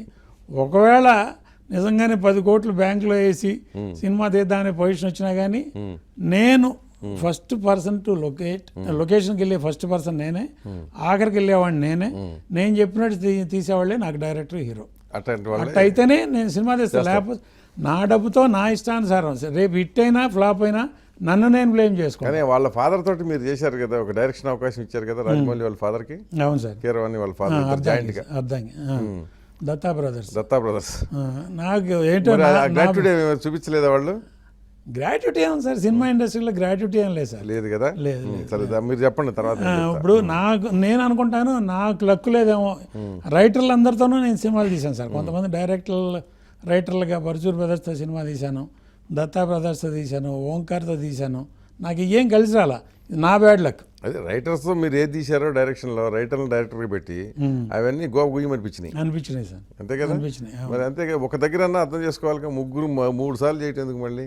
ముగ్గురు అంటే ఓంకార్దేనో బిగినింగ్లో సార్, దాని తర్వాత మళ్ళీ 4 ఇట్లు మళ్ళీ కాస్త వచ్చేప్పటికి కోలుకున్నారు. మనకు కొంచెం కొమ్ములు వస్తాయి కదా సార్, ఆ కొమ్ములు వచ్చేటప్పుడు మళ్ళీ ఒక సినిమా తీస్తాం. ఏదో మళ్ళీ ఇంకో ప్రపోజల్ ఏదో ఇది బాగుంది నిజంగానే సబ్జెక్టు. పర్చూర్ బ్రదర్స్ కనుక ఆ సినిమా అంటే నారాయణమూర్తి గారిని తప్పు కాదు, ఆయన ట్రెండ్ వేరు, ఆయన కలర్ వేరు, ఆయన ఆడియన్స్ వేరు. అదే సబ్జెక్ట్ ఈరోజు కూడా మీరు సింగన్న చూడండి, సబ్జెక్ట్ బ్రహ్మాండమైన సబ్జెక్ట్, అది రాంగ్ కాస్టింగ్, నా తప్పు. అది ఆర్ నారాయణమూర్తి గారి కలర్ కాదు, అది ఆర్ నారాయణమూర్తి గారితో తీయాల్సిన సినిమా కాదు. అది ఏ బాలకృష్ణ గారు, వెంకటేష్ గారు ఇట్లాంటి వాళ్ళు ఒక కమర్షియల్ డైరెక్టర్ తీస్తే 100 రోజుల సినిమా, ఇప్పటికైనా చెప్తున్నాను సార్. అదే సబ్జెక్ట్ మళ్ళీ ఎవరితోన్నా పర్చూర్ బ్రదర్స్ తీస్తే డెఫినెట్గా ఇట్టు సార్. మరి అన్ని సినిమాలు తీసి మీరు కాస్టింగ్లో ఆ మాత్రం నిర్ణయం ఆ తీసుకోవాలి. మాత్రం నిర్ణయం అని కూడా కాదు సార్, ఆ రోజున నాకు నారాయణమూర్తి గారు మంచి రైజింగ్ స్టార్. నేను ఆయనతో cinema Parchur Narayanamurthy rising star అయినా అతను అంతా రెడ్ ఫిలిమ్సే కదా. రెడ్ ఫిల్మే సార్. నేను కమ్యూనిస్ట్ ఫ్యామిలీ నుంచి వచ్చిన ఏదో కొంచెం గుల అట్లా వచ్చింది. వచ్చిన పులుపు తావలేదన్నట్టు ఇంకా కొంచెం కమ్యూనిజం. అవును, ఉంది, అది ఉంది. ద్రోణవల్లి నరసింహ గారు మా పిన్ని, మరి కాకాని వెంకటరత్న గారి మీద ఎదురు పోటీ చేసిన కొంచెం ఏదో ఆ రక్తంలో ఉంది. ఎలమంచి హరికృష్ణ గారు నాకు మేనమామ, వాళ్ళ ఫాదర్ అయితే పోలీస్ కాల్పుల్లో చనిపోయిన ఆయన వెంకటకృష్ణయ్య గారిని. అట్లా నా బాధలు నాకుంటే నా రక్తంలో కొంచెం ఇన్హెరిటెడ్ ఏదైనా ఒక మంచి నారాయణమూర్తి గారి లెవెల్లో ఒక స్లోగన్ సినిమా తీద్దాం అనుకున్నాను, అది ఫెయిల్ అయింది. ఓకే, అంటే ఏంటి వ్యవసాయదారుల కుటుంబమా, ఎట్లా వచ్చారు? వ్యవసాయదారుల కుటుంబం అండి, విజయవాడ దగ్గర ఒల్లూరుపాలెం అని మా ఊరు. విజయవాడ దగ్గర విజయవాడకి 12 కిలోమీటర్లు అండి. బందర్కాలం నుంచి కట్టంట వెళ్తే 10 కిలోమీటర్లే, 20 నిమిషాల జర్నీ. ఇప్పుడు విజయవాడలో కలిసిపోయింది. అక్కడ వ్యవసాయదారుల కుటుంబం. మా ఫాదర్కి అన్నదమ్ములు పంచుకోగా 15 ఎకరాల పొలం వచ్చింది. నాకు 2 అక్కలు, 4 అన్నదమ్ములు. అక్కలిద్దరూ హరికృష్ణ గారు, ఎలమంచి హరికృష్ణ గారు నాకు మేనమామ, పెద్ద అక్కన ఆయన తీసుకున్నారు. మా మేనత్త కొడుకు వల్లభనేని జగన్మోహన్ రావు అని, ఆయన బ్యాంక్ మేనేజర్గా చేసి రిటైర్ అయ్యారు. ఆయన మా చిన్నక్కని చేసుకున్నారు. అంటే కేవలం ఆ బ్లడ్ రిలేషన్షిప్ మూలంగా అక్కకి 2 ఆడపిల్లలు ఉన్నారని ఒక మేనమామ ఒక అక్కని చేసుకున్నారు, ఒక బావ ఒక అక్కని చేసుకున్నారు. అందుకని 4 అన్నదమ్ముల్లో కూడా నేను కూడా ఒక అక్క కూతుర్నే చేసుకున్నా.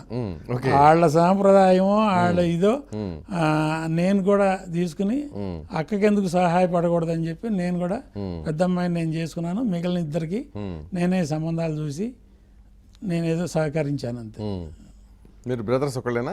4 సార్, 4 అన్న, 2 తమ్ముళ్ళు. అన్న చనిపోయారు, తమ్ముడు ఒకళ్ళు చనిపోయారు. ఒక తమ్ముడు రవి ఇక్కడే ఉంటాడు, ఇక్కడ theatres.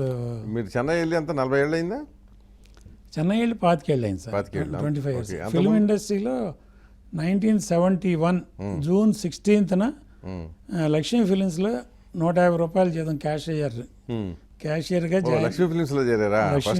Lakshmi films KLN Prasad గారు, శివరామకృష్ణ గారు. 150 రూపాయలు నా ఫస్ట్ శాలరీ, క్యాషియర్ జీతం. హరికృష్ణ గారు అక్కడ మేనేజర్ అండి. ఆయనతో పాటు నేను క్యాషియర్గా ఉండి ఇక్కడి నుంచి తర్వాత విజయవాడ లక్ష్మీ ఫిలిమ్స్లో చేరి తర్వాత మీరు విజయవాడ వచ్చి వదిలేసి 70 అయింది కదా, 71 71లో ఇక్కడ లక్ష్మీ కదా, 27 నేను 61లోనే ఇక్కడికి. నేను చదువు అంతా ఇక్కడే సార్. మరి 50 ఏళ్ళు అనేట్టే కదా. నేను హరికృష్ణ గారి దగ్గరే పెరిగాను సార్. హరికృష్ణ గారికి 3 అబ్బాయిలు, బట్ నేను పెద్ద అబ్బాయిని. 6th క్లాస్ నుంచి హరికృష్ణ గారి దగ్గరే ఉండి చదువుకున్నాను. తర్వాత బీకామ్ అయిన తర్వాత లక్ష్మీ ఫిలిమ్స్లో జాయిన్ అయ్యాను. తర్వాత హరికృష్ణ గారు లక్ష్మీ చిత్ర పెట్టినప్పుడు నేను లక్ష్మీ చిత్రకి వెళ్ళాను. తర్వాత మధ్యలో ఇన్ బిట్వీన్ కేఎల్ఎన్ ప్రసాద్ గారు నా బాస్ ఆంధ్రజ్యోతి ఆఫీస్కి వెళ్ళి నాకు ఆంధ్ర బ్యాంక్లో ఉద్యోగం కావాలన్నాను. ఏంటట అడుగుతున్నావు, లక్ష్మీ ఫిలిమ్స్లో నీకు సరిపోలేదా లేకపోతే పిల్లనివ్వట్లేదా ఎవరు ఇట్లా అడిగారు సార్. సినిమా ఆఫీస్లో పనిచేస్తాను, పిల్లనివ్వట్లేదా అంటే అదేం లేదు, నాకు బ్యాంక్ ఉద్యోగం కావాలి. సరే ఒక అప్లికేషన్ రాసి ఇమ్మంటాం. మర్నాడే ఆయన ఆర్డర్ ఫామ్తో రావటం. ఇక్కడ ప్రకాష్ నగర్ బ్రాంచ్లో వచ్చింది. ఆయన పర్సనల్ పనులు నేనే చూసాను. ఓకే. ఆయన పనులు చూస్తా నేను ఆంధ్ర బ్యాంక్ ఉద్యోగం 2 సంవత్సరాలు చేసి తర్వాత హరికృష్ణ గారు లక్ష్మీ చిత్ర పెట్టగానే ఆంధ్ర బ్యాంక్ మానేసి విజయవాడ వెళ్ళాను సార్. విజయవాడలో లక్ష్మీ చిత్ర బ్రహ్మాండంగా. ఓకే, మళ్ళీ విజయవాడ వెళ్ళారు వెనక్కి. వెనక్కి ఏముంది, నా ఫిల్మ్ కెరీర్ స్టార్ట్ అయింది ఇక్కడే సార్. అదే అసలు నా బాల్యం నుంచి నేను హైదరాబాద్ లెక్క చెప్పాలి. అదే హైదరాబాద్, బట్ మళ్ళీ విజయవాడ వెళ్ళాను సార్. విజయవాడలో లక్ష్మీ చిత్ర విజయవాడలో 85 దాకా ఉన్నాను సార్. 86 వరకు. 86 ఎండ్లో 87లో మెడ్రాస్. ఎవరో తీసిన సినిమా డిస్ట్రిబ్యూటర్గా నేను సపరేట్గా స్టార్ట్ చేశాను సార్. లక్ష్మీ చిత్ర తర్వాత వజ్దా చిత్ర అని నా ఓన్ ఫిల్మ్. నేను ఇది ఎందుకు అడిగానంటే అది చదువురు కానీ మీరు 85లో కదా వెళ్ళింది అంటే ఇప్పుడు అది 15 ఇది 12 27 సంవత్సరాలు అయింది. కానీ 27 సంవత్సరాల క్రితం విజయవాడలో కానీ ఇప్పుడు కూడా విజయవాడ వాళ్ళకి ఒక పెక్యులర్ లక్షణం ఉంటుంది. ఏంటి చెప్పండి అది? నేను ఎందుకు అడుగుతున్నాను మిమ్మల్ని? ఏంటి సార్ అది? పై జేబులో 500 రూపాయల నోటో 1000 రూపాయల నోటో పెట్టు తిరుగుతారు. అవునా? అది నేను విజయవాడగా మరి. అవునా కదా? పర్సు ఇప్పుడు హాఫ్ లీటర్ అందరూ పర్సే కదా వాడతారు. అయినా సరే కొంత నాకు అసలు ఇలా తీసి వాడటం అలవాటు సార్. నాకు అసలు పర్సు అలవాట్లేదు ఇప్పటికీ. ఇంతవరకు. ఎందుకంటే నేను వచ్చినప్పటి నుంచి గమనించాను ఇది జనరల్ గా ఏంటంటే ఇప్పుడు ఎక్కడ కనపడదు అది. లేదు, ఓన్లీ విజయవాడ కనపడుతుంది ఇప్పటికీ. విజయవాడ, గుంటూరు. గుంటూరు కొద్దిగా నేను ఇలా తీసి వాడటమే సార్. ఇంతవరకు నేను పర్సు వాడలా అసలు. ఎందుకు నాకు అలవాటు అవలా. ఓకే. అంటే విజయవాడలో ఉన్నప్పుడు నుంచి కంటిన్యూ అయిందో లేకపోతే అంతకుముందు నేను మరి ఇక్కడ ఆడేగా. ఇక్కడ ఉన్నప్పుడు కూడా నాకు ఇట్లాగే 100 రూపాయలు పెట్టుకొని 1000 రూపాయలు పెట్టుకొని ఇట్లాగే వాడటం అంతే. అట్లా జోకేస్తుంటారు కదా విజయవాడలో తీరు, అది ఖర్చు కానివారు. అవును, అది మాత్రం ఇట్లా పెట్టుకుంటుంటారు ఎదురొమ్ముల్లో. ఒకటి 2 గుండీలు కిందకి తీసి. గుండీలు తినలేండి మీరు కాదు నేను చెప్పేది జనరల్ గా. అదే ఏదో ఉంది అట్లా. ఒక్కో ప్రాంతం ఒక్కొక్క ఇది. సరే, ఇక అక్కడి నుంచి డిస్ట్రిబ్యూషన్లోకి వెళ్ళిపోయారు మీరు? డిస్ట్రిబ్యూషన్ లక్ష్మీ చిత్ర తర్వాత నేను వజ్దా చిత్రాన్ని నా ఓన్. అది కూడా 85 నుంచి 87 వరకు. Okay, 2 years. అది కూడా నా మిత్రుడు బలరామ్ అని. అసలు ఎవరో సినిమాలు మనం కొనుక్కోవటం ఎందుకురా అంటే నేను పెద్ద పెద్ద బ్యానర్లో పెద్ద పెద్ద సినిమాలు కొని నేను నష్టపోయాను సార్. ఓకే, డిస్ట్రిబ్యూటర్గా. 2 yearsలోనే 2 yearsలో 1 year బ్రహ్మాండమైన లాభాలు. సెకండ్ ఇయర్లో వచ్చేటప్పటికి కంటిన్యూస్గా పెద్ద పెద్ద సినిమాలకు వెళ్ళిపోయాను. వాటితో పెద్ద పెద్ద లాసులు మొత్తం వచ్చినంత పెద్ద పెద్ద బ్యానర్లే. దాంట్లో అందుట్లో కూడా చిన్న బ్యానర్ తీసిన ఒక్క సినిమా కూడా నేను కొనలా. పెద్ద సినిమాలు పెద్ద లాసులు. అసలు ఎవరో తీసిన సినిమాలు మనం కొంటందుకు మనం వెళ్ళి సినిమా తీద్దామని చెప్పని బలరాం అంటాం. ఇద్దరం కలిపి జై బోలు అంట ఓంకారం తీసుకుని వెళ్ళి మాకు తోక ఓంకార్ వచ్చాడు. ఆంధ్రజ్యోతి మానేసి వచ్చేసాడు. సరే ఇక వెళ్ళి ఓంకారు నేను కాపురం పెట్టకుండా ఆఫీస్లోనే ఒక రూమ్లో మేము ఇద్దరం గెస్ట్ హౌస్ లాగా ఉండి. మీకు పెళ్ళిళ్ళు అయిపోయింది కదా? ఇద్దరికి పెళ్ళిళ్ళు అయిపోయింది. కానీ ముందు మనం అక్కడ సెటిల్ అవ్వాలని చెప్పని ఇద్దరం అనుకుని వెళ్ళాము. సెటిల్ అయిన తర్వాత మొత్తం మీద కాపురాలు పెట్టాం. ఒక లెవెల్లో లాక్కొస్తున్నాం ఇద్దరం. అతను రైటర్గా ఎక్కువ నాకే 14 సినిమాలు చేశాడు. బయట సినిమాలు కూడా చేశాడు. అంతలోకి సీరియల్స్ కాలం వచ్చిన తర్వాత సీరియల్స్లో బిజీ అయిపోయాడు. నేను మిగతా రైటర్లకు వెళ్ళిపోయాను. మొత్తం మీద ఎవరి బాట వాళ్ళు నడుస్తూ ఉన్నాం. నేను అప్ అండ్ డౌన్ మధ్యలో 1-2 సినిమాలు దెబ్బతిన్నా కొట్టుకొస్తున్నాను, బాగానే ఉందని అనుకున్నాం. చివరిలో ఈ లక్కీ మ్యానే నాకు గోప వేయమనిపించింది. దాంతో అన్నీ సెటిల్ చేసి మళ్ళీ సెకండ్ ఇన్నింగ్ స్టార్ట్ చేద్దామంటే లేట్. ఇంకా second inning time. Cinema hero ఎవరు? ఫస్ట్ బందిపోటు సుమన్ అండి. సుమన్. కానీ మీరు సుమన్ ఎప్పటికే అతను కేసులో ఉండి జైలుకి వెళ్ళాడు కదా, వెళ్ళి రిలీజ్ అయ్యాడు అనుకుంటా బెయిల్ మీద. అవును సార్, బెయిల్ మీద రిలీజ్ అయినా చెంగల్పట్లో పోలీస్ స్టేషన్ పక్కన అతని ఇల్లు. ఏవిఎం స్టూడియోలో మాత్రమే షూటింగ్ చేయాలి. అవును, కండిషనల్ బెయిల్. అంటే చెంగల్పట్టు డిస్ట్రిక్ట్ లో 5-6 స్టూడియోలు ఉన్నాయి, ఎక్కడా లేదు. అక్కడ చేయాలి. ఏవిఎం వాళ్ళు మేనేజ్ చేసింది ఏంటంటే ఆ రోజుల్లో గవర్నమెంట్లో కోర్టులో ఓన్లీ ఏవిఎం స్టూడియోలో సుమన్ షూటింగ్ చేయడానికి పర్మిషన్ ఇవ్వనున్నారు. అట్లా నాకంటే ముందు 1-2-3 నిర్మాతలు తీసి రిలీజ్ అయ్యి సినిమాలు ఆడక ఇక ఈ రిస్ట్రిక్షన్లతో మనం ఎక్కడ సినిమాలు తీస్తామని ఆగింది. సుమన్తో నేను కూడా సార్ ఇప్పుడు పెద్ద హీరోలు అందరికీ పనిచేశాను డిస్ట్రిబ్యూటర్గా. లక్ష్మీ చిత్రాలు తమ్మారెడ్డి భరద్వాజ్ చేసిన మొగుడు కావాలి సినిమా నేను రిలీజ్ చేసింది. చిరంజీవి గారితో అంత అవినాభావ సంబంధం ఉంది. ఎవరినైనా అడగొచ్చు, అందరితోనూ పరిచయం ఉంది. నేను అప్పటికి దెబ్బతిన్న డిస్ట్రిబ్యూటర్గా వెళ్ళి నాకు ఒక సినిమా చేసి పెట్టండి బాబు అంటే నాకు ఇష్టం లేక ఎవరున్నారు మనకి అవైలబుల్ హీరో ఆత్మాభిమానం అనుకోండి ఏదైనానండి. నేను అదే కదా దాదాపు లేకపోతే ఒరిజినల్. మనం ఏం చేసామంటే ఎవరు అసలు ఖాళీగా ఉన్నారంటే సుమన్ ఖాళీగా ఉన్నాడు అన్నారు. అసలు అంతకు ముందు ఏంటంటే సార్, మేము మెడ్రాస్ వెళ్ళడానికి కూడా కారణం అహనా పెళ్ళి అంటే బెజవాడలో ప్రెస్ మీట్కి ఓంకార్ చీఫ్ గెస్ట్గా అటెండ్ అవ్వటం.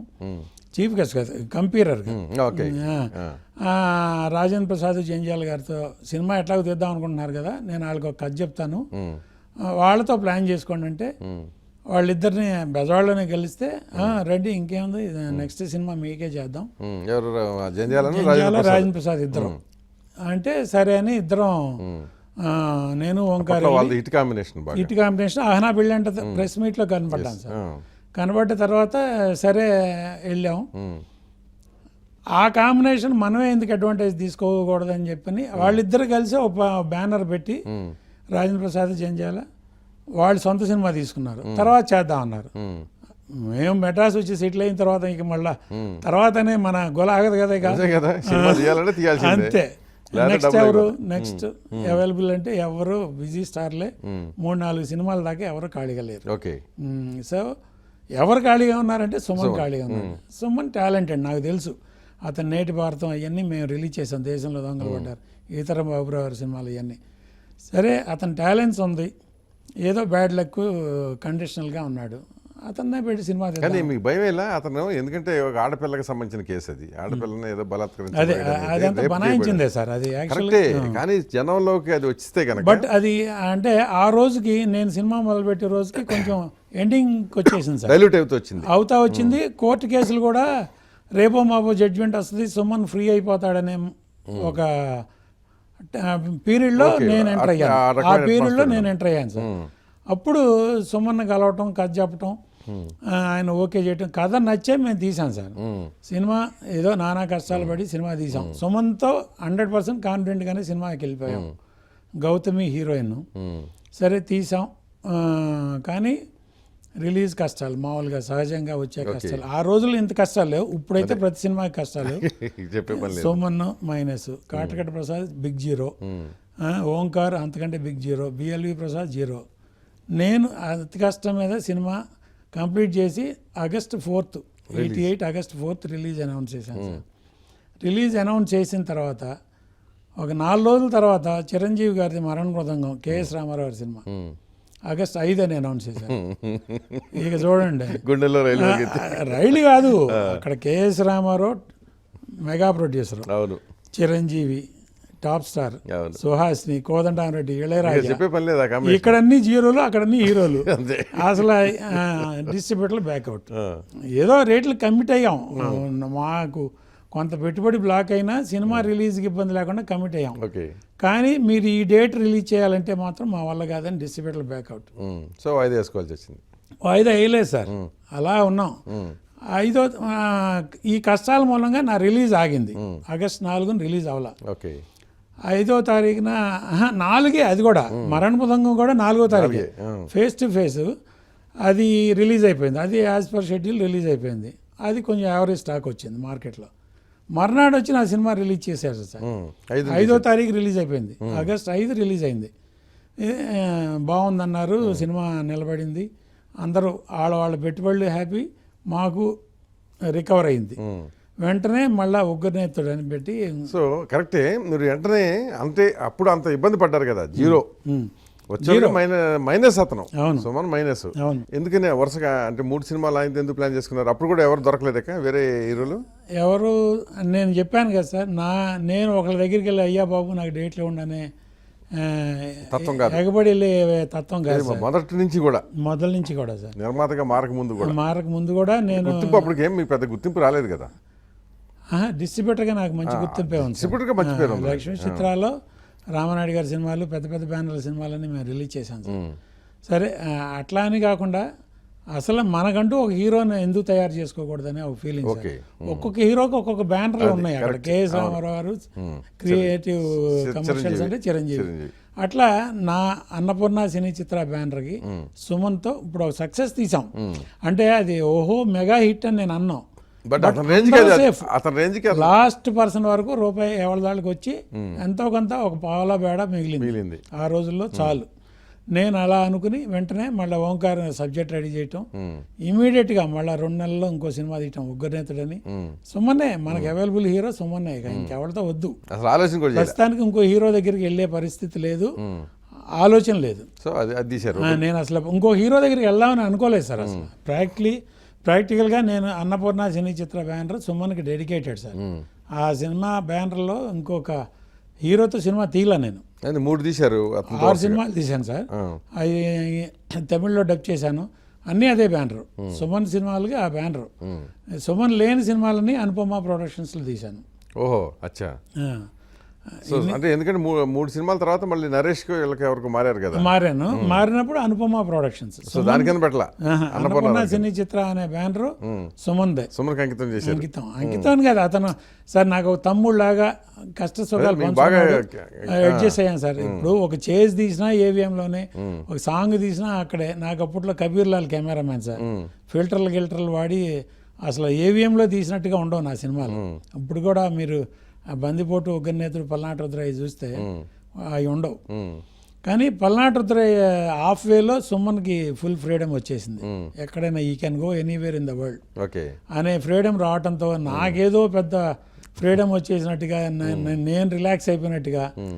అప్పట్లో ఇండస్ట్రీ ఇంకా అక్కడే ఉంది, ఇక్కడికి వచ్చేళ్తా ఉండేవాళ్ళు. హైదరాబాద్ సాంగ్స్ హైదరాబాద్లో తీసి, ఒక క్లైమాక్స్ పాండిచేరిలో తీసి, అట్లా నెల్లూరులో హైవే మీద ఒక ఫైట్ తీసి, అట్లా రకరకాలుగా సుమన్ ఎక్కడికైనా వెళ్తాడనే కలరింగ్తో తీశాను సార్. 3 సినిమాలు అయ్యేటప్పటికి సుమన్ ఎప్పుడైతే ఫ్రీ అయ్యాడో సహజంగా 3 సినిమాలు నాయి కూడా ఎబో యావరేజ్ టు హిట్. అన్నీ మెగా హిట్లు అని నేను అన్నా, కానీ అందరూ సేఫ్. సుమన్ ఇప్పుడు ఒక హీరోగా అతనికి మళ్ళీ లైఫ్ ఇచ్చారు, మళ్ళీ స్టార్ట్ అయ్యింది. నేను ఎప్పుడైతే పల్నాటి దురై రిలీజ్ చేసే టైంకి సుమన్ బయటకు వచ్చాడో, ఇక వచ్చేసారు తంబ సుమన్ దగ్గరికి, నా దగ్గర. అదే బాబు అని, బాబు అనలేదు కానీ ఆ రోజుల్లో ఇంకా బాబులు రాలా, ఇంకా బాబులు రాలా. సుమన్ దగ్గరికి పెద్ద ప్రొడ్యూసర్లు వచ్చారు. నాకు కావాల్సింది ఏంటి, నా హీరో ఎదగటం. నా కాంపౌండ్లో హీరో ఉన్నాడు సార్. ఇప్పుడు నా హీరో ఎంత ఎదిగితే నాకు రేపు అంత అడ్వాంటేజ్. బయట 2-3 సినిమాలు చెయ్యి, 2-3 సినిమాలు చెయ్యి, నేను వేరే బ్యానర్లో వేరే 2-3 సినిమాలు తీసుకుని వస్తాను, నువ్వు ఎప్పుడు అనుకుంటే అప్పుడే నేను, మన ఇద్దరికి ఏం ఇబ్బంది లేదు. అంటే తర్వాత మంచి ప్రాజెక్టులు మంచి కథలు దొరికినప్పుడు నేను అప్రోచ్ అవటం, అతను అవైలబుల్ డేట్ల ప్రకారం సినిమాలు తీయటం. మధ్యలో ఇక అనుపమ ప్రొడక్షన్స్ బ్యానర్లో పోలీస్ భార్య, జస్టిస్ రుద్రందేవి, బుజ్జిగాడు బాబాయ్, అట్లాగే నాగేశ్వరతో కూడా ప్రాణదాత, కాలేజ్ బుల్లోడు, ఇవన్నీ వరుసనే తీసుకుంటా. మధ్యలో నడిగన్ అని ఒక తమిళ్లో సబ్జెక్ట్ కొన్నాను సార్. అది సుమన్తో రీమేక్ చేయడానికి అనౌన్స్ చేశాను. సుమన్ అప్పుడు నగ్మాన్ నేనే ఇంట్రొడ్యూస్ చేశా. అవునా? హీరోయిన్గా హిందీ తర్వాత సౌత్లో నేనే ఫస్ట్ నగ్మాన్ ఇంట్రొడ్యూస్ చేసి చేస్తానప్పుడు మెడ్రాస్లో అల్లుడు గారు 100 days ఫంక్షన్ సార్. ఒక హీరో గొప్ప అంటే ఆ రోజుల జనరేషన్ గురించి చెప్తున్నాను సార్. అల్లుడు గారు సిల్వర్ జూబ్లీ ఫంక్షన్కి నేను వెళ్ళాను సార్, మెడ్రాస్ ఫామ్ గ్రో హోటల్లో. మోహన్ బాబు గారు నన్ను పిలిచి, ప్రసాద్ ఇది నడిగన్ నువ్వు కొన్నావని తెలిసింది, ఆ సినిమా నేను చేస్తానన్నాను. ఏం సార్, నేను సుమన్తో తీస్తానని అనౌన్స్ చేశాను కదా. సారీ సార్ అన్న. కాదు ప్రసాద్, నేను సుమన్ తీయమని ఎవరైనా చెప్పారు, సుమన్ పెట్టు, ఆ కౌంటర్మణి వేషం అంటే బ్రహ్మానందం అనుకున్నాను నేను అప్పుడు. ఆ వేషం నేను వేస్తానన్నాడు, కమెడియన్ వేషం. సార్ ఊరుకోండి సార్, మీరు జోకులు వేయటానికి ఎవరు లేరా, నేనే దొరికానా మీకు. సిల్వర్ జూబ్లీ ఫంక్షన్ చేస్తా అల్లుడు గారి సినిమా, నన్ను వచ్చి ఇప్పుడు కమెడియన్ వేషం వేస్తానంటే నేను నమ్ముతానా పిచ్చాళ్ళగా అంటే. కాదు ప్రసాద్, నేను సీరియస్, నిజంగా నేను నీకు ఆ సినిమా నేను చేస్తా, ఆ క్యారెక్టర్లో ఇంపార్టెన్స్ ఉంది, నేను చేస్తాను, నీకేమో అభ్యంతరం అన్నాడు. మీరు చేస్తాను, నీకు అభ్యంతరం ఏముంది, నాకు ఏదో లాటరీ తగిలినట్టాను. ఓకే అన్నాను, తీసాను సార్. డిసిప్లిన్, క్యారెక్టరు, ఆర్టిస్ట్ అంటే మోహన్ బాబు సార్. ఆయన ఏ రోజు అంటే సరే 7ంటికి లొకేషన్ అంటే లొకేషన్కి 7ంటికి వచ్చేవాడు సార్. 6:45కి వచ్చి, ప్రసాద్ నీ మూలంగా లేట్ అయితే మాత్రం నేను ఊరుకోను అనేవాడు. అట్లా అందరూ మోహన్ బాబుని ఎందుకు పాపం ఆడిపోసుకుంటారు మరి? మోహన్ బాబు ఆయన గొంతు సార్, అంతే, ఏం లేదు. నోరు మనసు బంగారం. నోరు మంచిది కాదు, నోరు కూడా మంచిది కాదని కాదు సార్, కక్కేస్తాడు మన కొంతమంది బొల్ల బొల్ల సినిమా మాట్లాడతాడు. ఇండస్ట్రీకి పనికిరాడు న్యాయంగా చెప్పాలంటే మరి ఇన్నేళ్ళు నెట్టుకొచ్చాడు ఇంకా ఇప్పుడు పనికిరాదంటే నన్ను కొడతారు పట్టుకుని ఓపెన్ గా మాట్లాడే మనిషి కనుక ఓపెన్గా మాట్లాడే మనిషి బోల మనసు విప్పి అసలు మనసులో ఒకటి బయట ఒకటి కాదు ఆయన అవును. ఏమైనా ఉంటే తిట్టదలుచుకుంటే తిడతాడు తిడతాడు అంతే. తిట్టినప్పుడు పక్కన 20 మంది ఉన్నారా 100 మంది ఉన్నారా అని ఆయన చూడడం అవును, ఇంతమందిలో నన్ను పట్టుకుని తిట్టాడని నాకు ఉంటుంది కదా న్యాచురలీ. అంతే బట్ ఆయన దగ్గర ఫెయిర్గా ఉంటే ఫెయిర్ మంచికి మంచి చెడుకి చెడు అది నేను అర్థం చేసుకుంది ఆయనతో స్నేహంలో ఉంది అది సో ఇక ఆ తర్వాత మిగతా సినిమా హీరోలతో మొదలు పెట్టేశారు. మిగతా హీరోలతో మొదలుపెట్టి మధ్య మధ్యలో ఇట్లా సుమన్తో ఒక 4 సినిమాల తర్వాత మళ్ళా పెద్దింటి అల్లుడు, మళ్ళా ప్రాణదాత, కాలేజీ బుల్లోడ్ తర్వాత నక్షత్ర పోరాటం, మళ్ళా 2 సినిమాలు తీసిన తర్వాత ఆలు మొగలు అట్లా. తెలుగు ఇండస్ట్రీకి వచ్చేటప్పటికి 2 దెబ్బలు పడ్డాయి. ఒకటి సింగన్న ఒకటి, 2 పందిరి మంచం. అర్ధాంగి కూడా, అర్ధాంగి నాకు టోటల్ లాసే సార్. అర్ధాంగి ఎవరు దాంట్లో? తమిళ్ లక్కీ మ్యాన్ 4 సినిమాలు. హీరో ఎవరు? అర్ధాంగి ఆనంద్ రవళి. ఓకే, అది సబ్జెక్టుగా విన్నప్పుడు మంచి సబ్జెక్టు.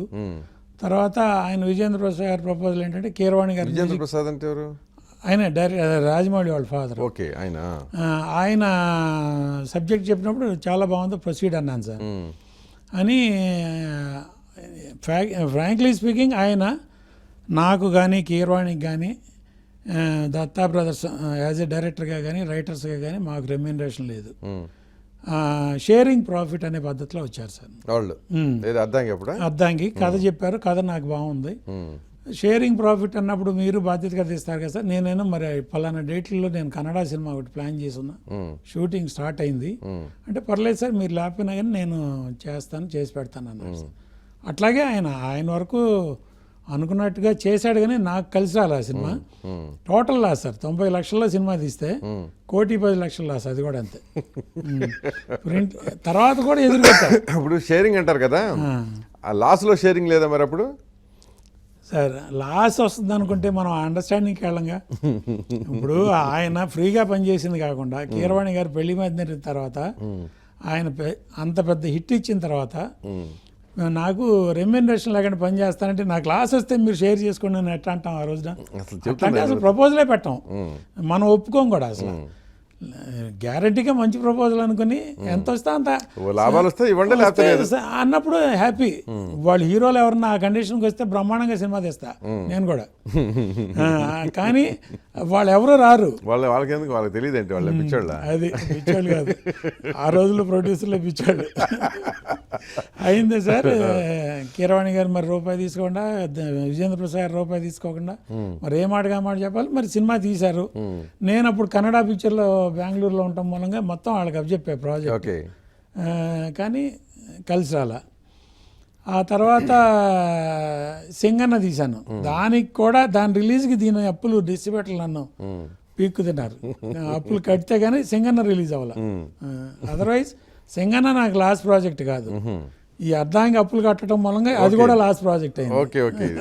సో అప్పటికల్లా వడ్డీలు ఎలా తడిసిమప్పుడు అయి ఉంటాయి కదా. వడ్డీలు కాదు కానీ వాళ్ళకి రావాల్సిన బాకీ, వాళ్ళు పెట్టింది ప్రింట్లు పబ్లిష్ చేయ, అది కూడా రాలేదని క్లెయిమ్ చేశారు. సో దాదాపు మీది కాటరగడ్డ మొరాలిటీ ఒకే తరహా స్టోరీ.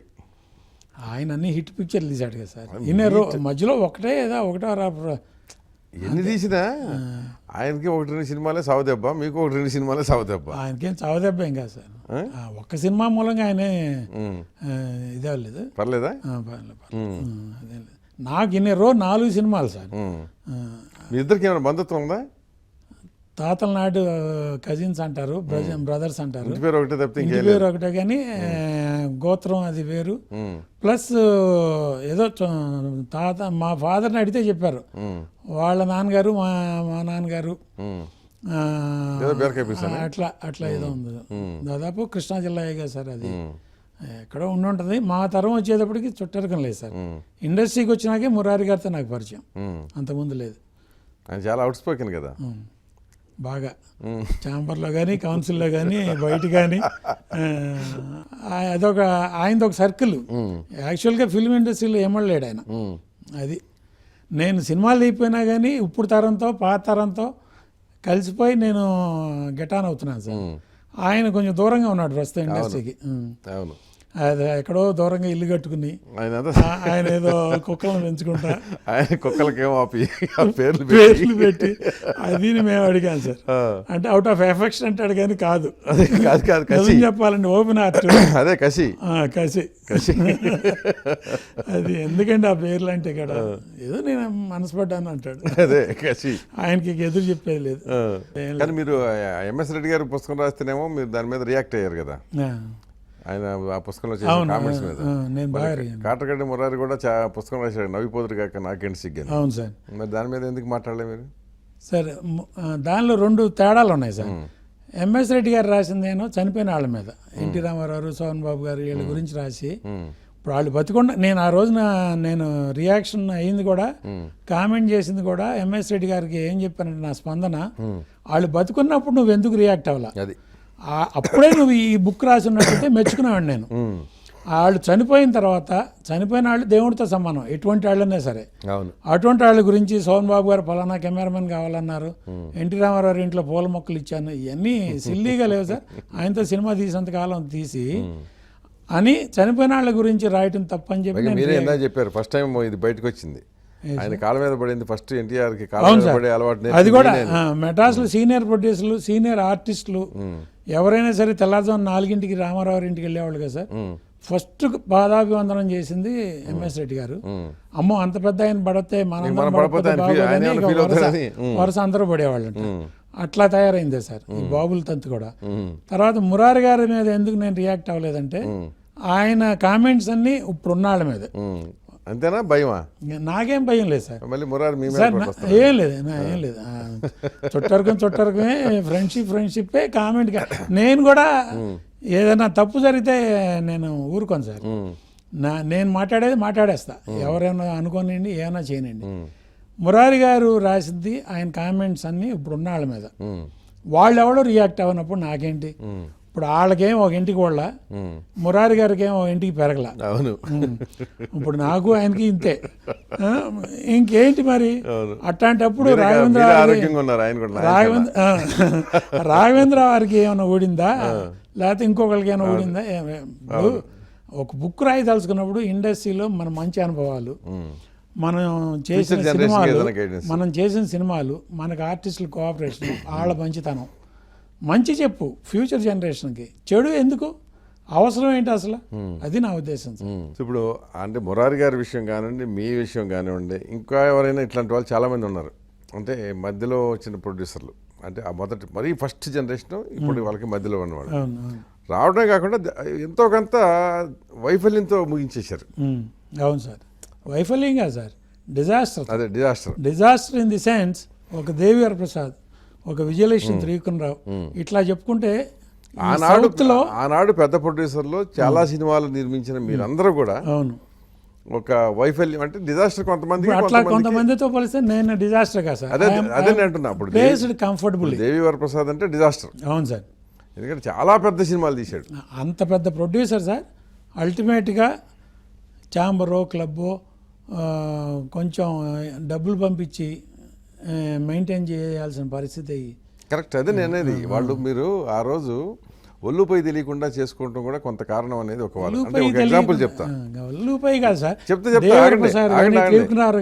నేను చెప్తాను మళ్ళీ తర్వాత చెప్తాను. ఇప్పుడు అదేంటి చిరంజీవి ఏదో కొన్ని సినిమాలు బాగా హిట్ అయినాయి అప్పుడు. అవును సార్, గర్రనా మొగుడు ఏదో అలాంటి వాటికి సక్సెస్ కి ఆ రోజుల్లో పెట్టిన ఖర్చు ఎంత అండి? అంటే ఆయన మెగా ఎక్స్పెండిచరే ఆయనకి బ్యానర్ ఇమేజ్ పెంచింది సార్. అది వదిలేయండి, సినిమా హిట్ అయిపోయింది.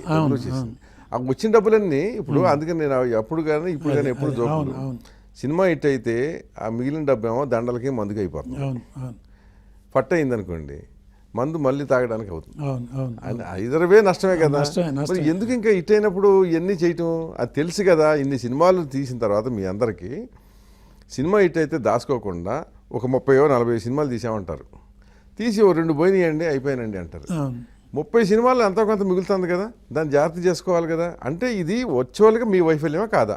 నా పాయింట్ అది అని కూడా నేను 100% ఒప్పుకోను సార్. అయి ఉండొచ్చు మేబీ, బట్ నా వరకు ఇప్పుడు దేవర్ ప్రసాద్ కానీ త్రివిక్రమరావు కానీ నేను కానీ వైఫల్యం అనేది సిన్సియర్ అటెంప్ట్ లేక కాదు.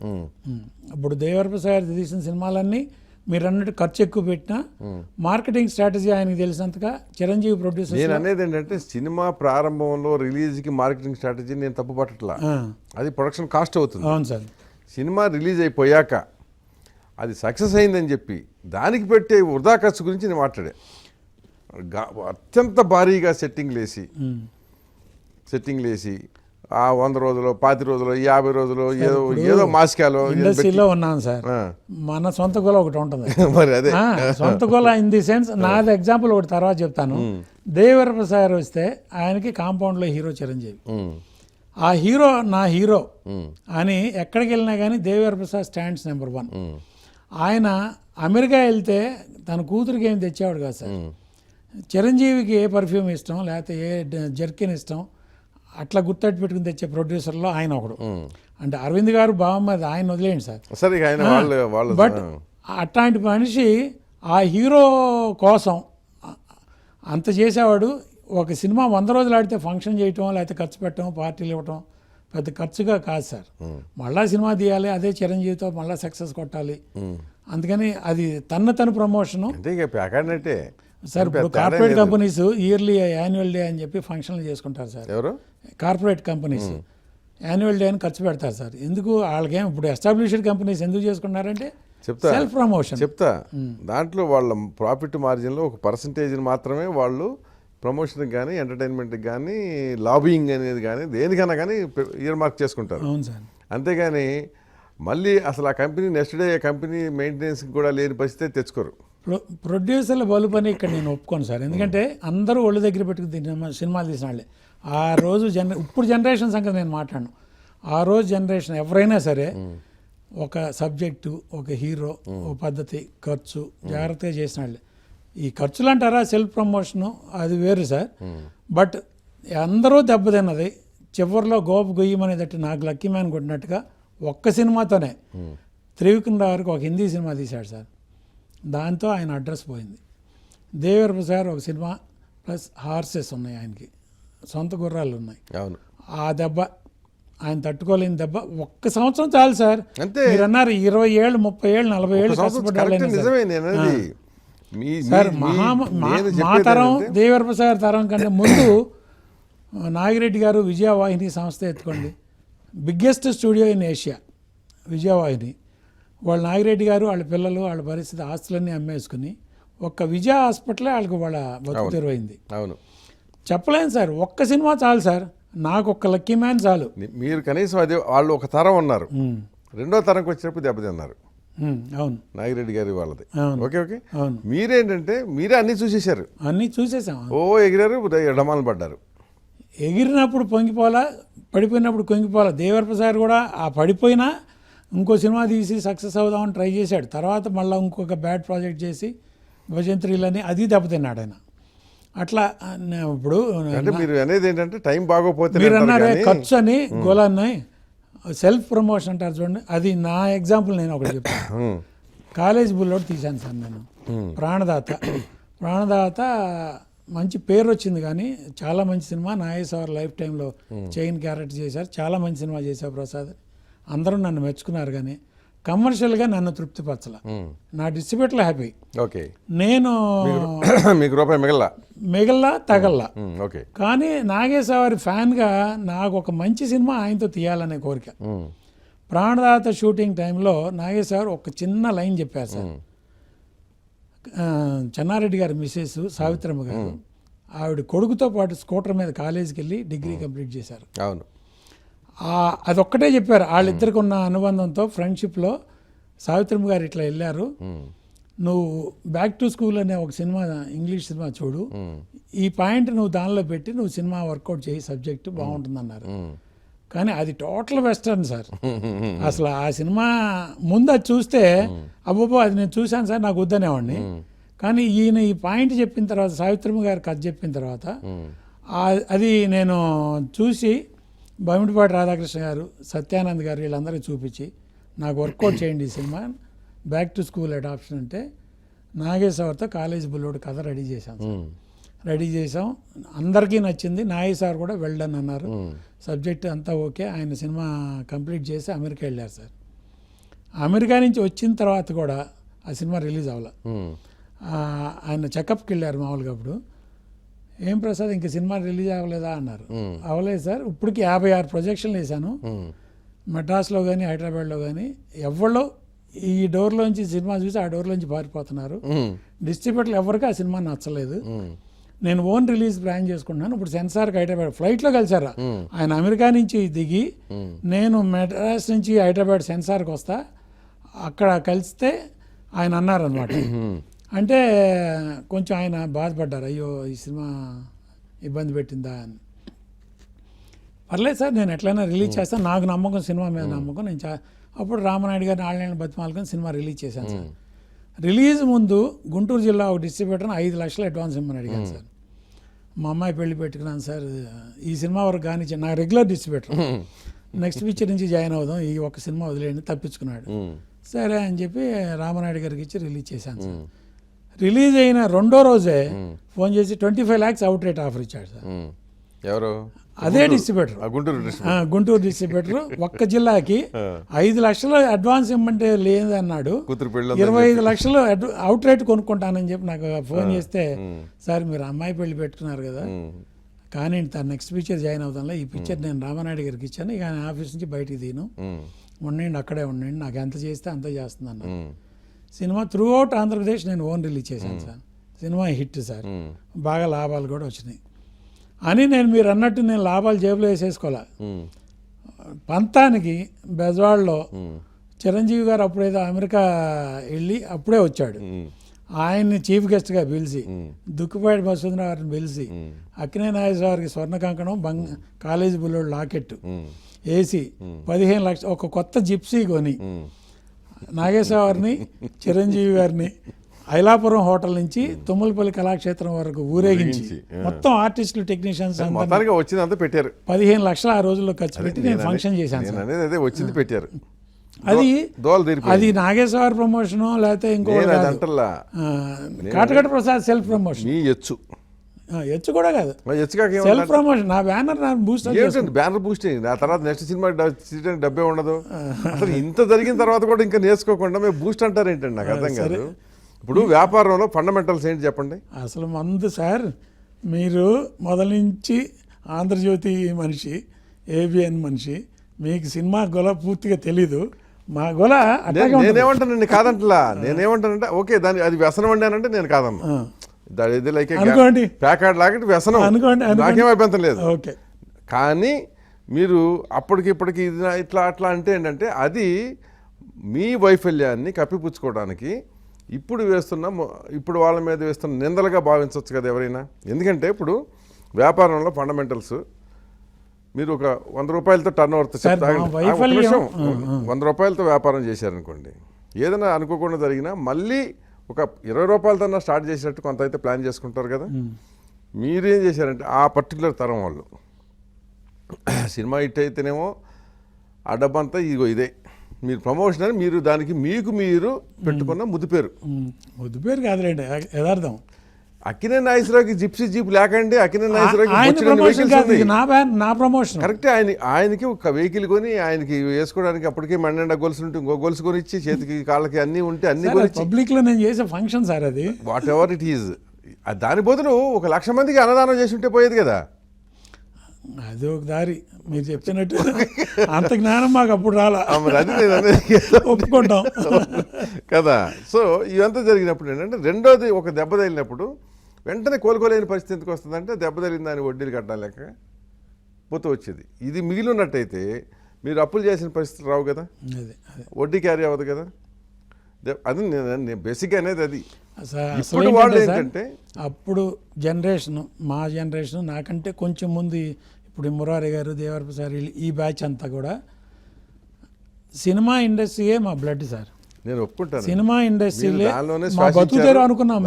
వ్యాపారం ఆలోచించలా, అసలు ఆలోచన మీకు వచ్చేది కూడా కాదు. అవును, ఎందుకంటే సార్ నా 19వ సంవత్సరంలో నేను సినిమా ఇండస్ట్రీలోకి వచ్చాను సార్. 1971లో వచ్చాను సార్. ఇప్పుడు వరకు నేను చేస్తే సినిమా వ్యాపారం చేశా, లేకపోతే ఇంట్లో కూర్చుంటా, లేదా ఛాంబర్ పనులు. అది. ఏది నన్ను నేను సైలెంట్ అవ్వకుండా ఛాంబర్ Active గా ఉండటం కోసం. మార్కెట్లో యాక్టివ్గా ఉన్నాను. పలానా ఇప్పుడు హైదరాబాద్లో ఏంటంటే కాటగడ్డ ప్రసాద్ అంటే Madras is representing Telugu industry అనే ఒక గుడ్ విల్, ప్లస్ అక్కడ ఏ ప్రాబ్లం వచ్చినా జెన్యున్గా సాల్వ్ చేస్తాను. ఇండస్ట్రీలో ఉన్నాను నేను, ఓకే. అంతే నా సాటిస్ఫాక్షన్. అట్లాగే దేవరప్రసాద్ గారు కూడా ఉన్నంతకాలం ఛాంబర్లోనే యాక్టివ్గా ఉన్నాడు. అది చేశారు. ఇప్పుడు ఎవరిని వేరే వ్యాపారం ఆలోచించలేదు సార్. ఇప్పుడు వచ్చేవాళ్ళు ఏంటి, వేరే వ్యాపారం నుంచి ఇక్కడికి వచ్చారు, prepare to lose 25 crores. Simple.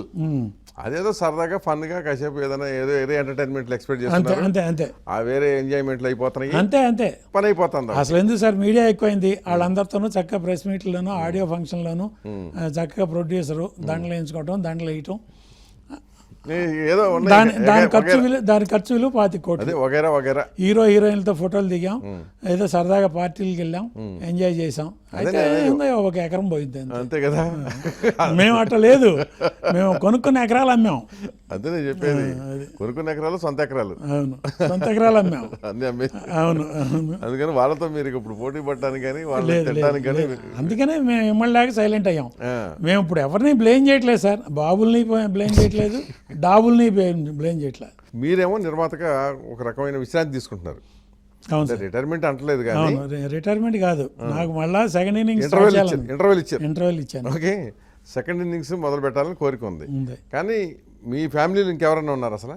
ఎవరు లేరు సార్. ఎవరు, మా అబ్బాయి అయినా మెల్బోర్న్లో సెటిల్ అయ్యాడు, సినిమా ఇండస్ట్రీ. ఆస్ట్రేలియా లేదు, అది వాళ్ళకి ఆలోచన లేదు. అమ్మాయి ఇక్కడే సెటిల్ అయింది, అల్లుడు సాఫ్ట్వేర్ కంపెనీలో ఐటీ ఉద్యోగం చేసుకుంటున్నాడు. గోల్ లేదు, పిల్లలతో అసలు ఈ ప్రసక్తే లేదు. అదే అసలు గోల్ లేదు. లేదు. ఒకవేళ మీరు ఇంకేదన్నా చేసి ఒకటి కాస్త అటు ఇటు పోగేసినా మళ్ళీ చెడగొట్టే వాళ్ళు అయితే లేరు. లేదు లేదు, పోగేసేవాళ్ళే కానీ. నేను కూడా చెడగొట్టడం అనేది లేదు సార్. ఏదైనా సాలిడ్ ప్రపోజల్ ఏదైనా వస్తే డెఫినెట్గా ₹1 మిగులుతుందంటే కనీసం. మీకు ఎవరు ఇవ్వాలి గ్యారంటీ ₹1 మిగులుతుందని? సినిమా ఇండస్ట్రీలో ఎవరైనా ₹1 మిగులుతుంది కాదే సార్, కాదే. కరెక్టే. నేను నమ్ముకుంది మొదల నుంచి కథలనే సార్. I agree. మీరు తీసిన మిమ్మల్ని దెబ్బకొట్టిన కూడా కథే. ఆ కథ మీకు నచ్చే తీశారు. అవును అవును. మనకి నచ్చింది కొన్ని సందర్భాలు అందరికి నచ్చకపోవచ్చు. అవును, అది కరెక్టే సార్. ఏ ఒక్కదానికి ఎవరు కూడా హామీ పత్రం ఇవ్వలేరు. సినిమా గ్యారంటీగా ₹1 తెస్తుందని ఎవరో మనం అడగం కదా, సాధ్యం కాదు కనుక. అంతే కదా. అవును సార్. సో ఇప్పుడు మళ్ళీ నెక్స్ట్ సినిమాలు ఎప్పుడు తీద్దామని అసలు మీ ఆలోచన? ప్రస్తుతానికి ఈ వాతావరణం లేదు సార్. ప్రస్తుతానికి ఈ వాతావరణం లేదు సార్. అసలు ఈ వర్కింగ్ డేస్, ఈ కండిషన్స్, ఇప్పుడు ఈ వర్కర్స్ కండిషన్స్, వీటిల్లో ప్రస్తుతానికి అసలు లేదు సార్. ఇప్పుడు డిజిటల్ కొత్తగా వచ్చింది సార్. అవును, 60 లక్షలు, 70 లక్షలు, 80 లక్షల్లో ప్రొడ్యూసర్ కంట్రోల్ స్టార్ట్ అయింది. వాటి మీద నమ్మకంతో ఇప్పుడు ఎట్టాగో మన నెగిటివ్ వాల్యూ నేను ఇందాక చెప్పినట్టు 3 నెలలే. కరెక్ట్. అది డిజిటల్లో తీస్తే ఏంటి, నెగిటివ్ వాడి తీస్తే ఏంటి. అంతేగా. ఒక మంచి కథని ఒక లో బడ్జెట్లో అంతవరకు మనకి రిస్క్ అయినా తీద్దామనే పద్ధతిలో మినిమం క్యాస్టింగ్తో సినిమా తీద్దామని 100% కంట్రోల్. 7 గంటలకు షార్ట్ తీయాలంటే 7 గంటలకు షార్ట్ తీయాలి, 6 గంటలకు ప్యాకప్ అంటే 6 గంటలకు ప్యాకప్. నా కంట్రోల్లో ఉండేటట్టుగా ఉంటే నేను సినిమా తీస్తాను సార్. అట్లాంటి రోజులు ఇప్పుడు మొదలైనవి.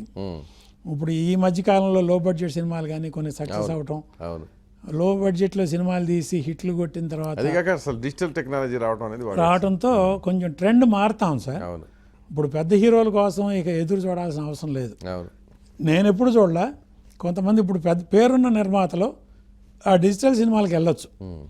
వెళ్ళి ఏదో ఒక 100 రోజుల సినిమా కాకపోయినా 25 రోజుల సినిమా తీస్తే పాస్. అసలు 100 రోజులు ఎక్కడ ఉందండి సినిమాలు ఇప్పుడు? అదే కాకపోయినా 25 రోజుల సినిమా తీస్తే పాస్. ఇప్పుడు చాలా మందికి ఇప్పుడు మీ బోటాలకి డబ్బులు వచ్చేస్తే చాలండి, ఇంకో సినిమా తీసి అది పాస్ అయితే చాలు సార్. పాస్ అయితే చాలు. అంతే అంతే. మీకేం డిస్టింక్షన్ కోరే మనుషులు కాదు.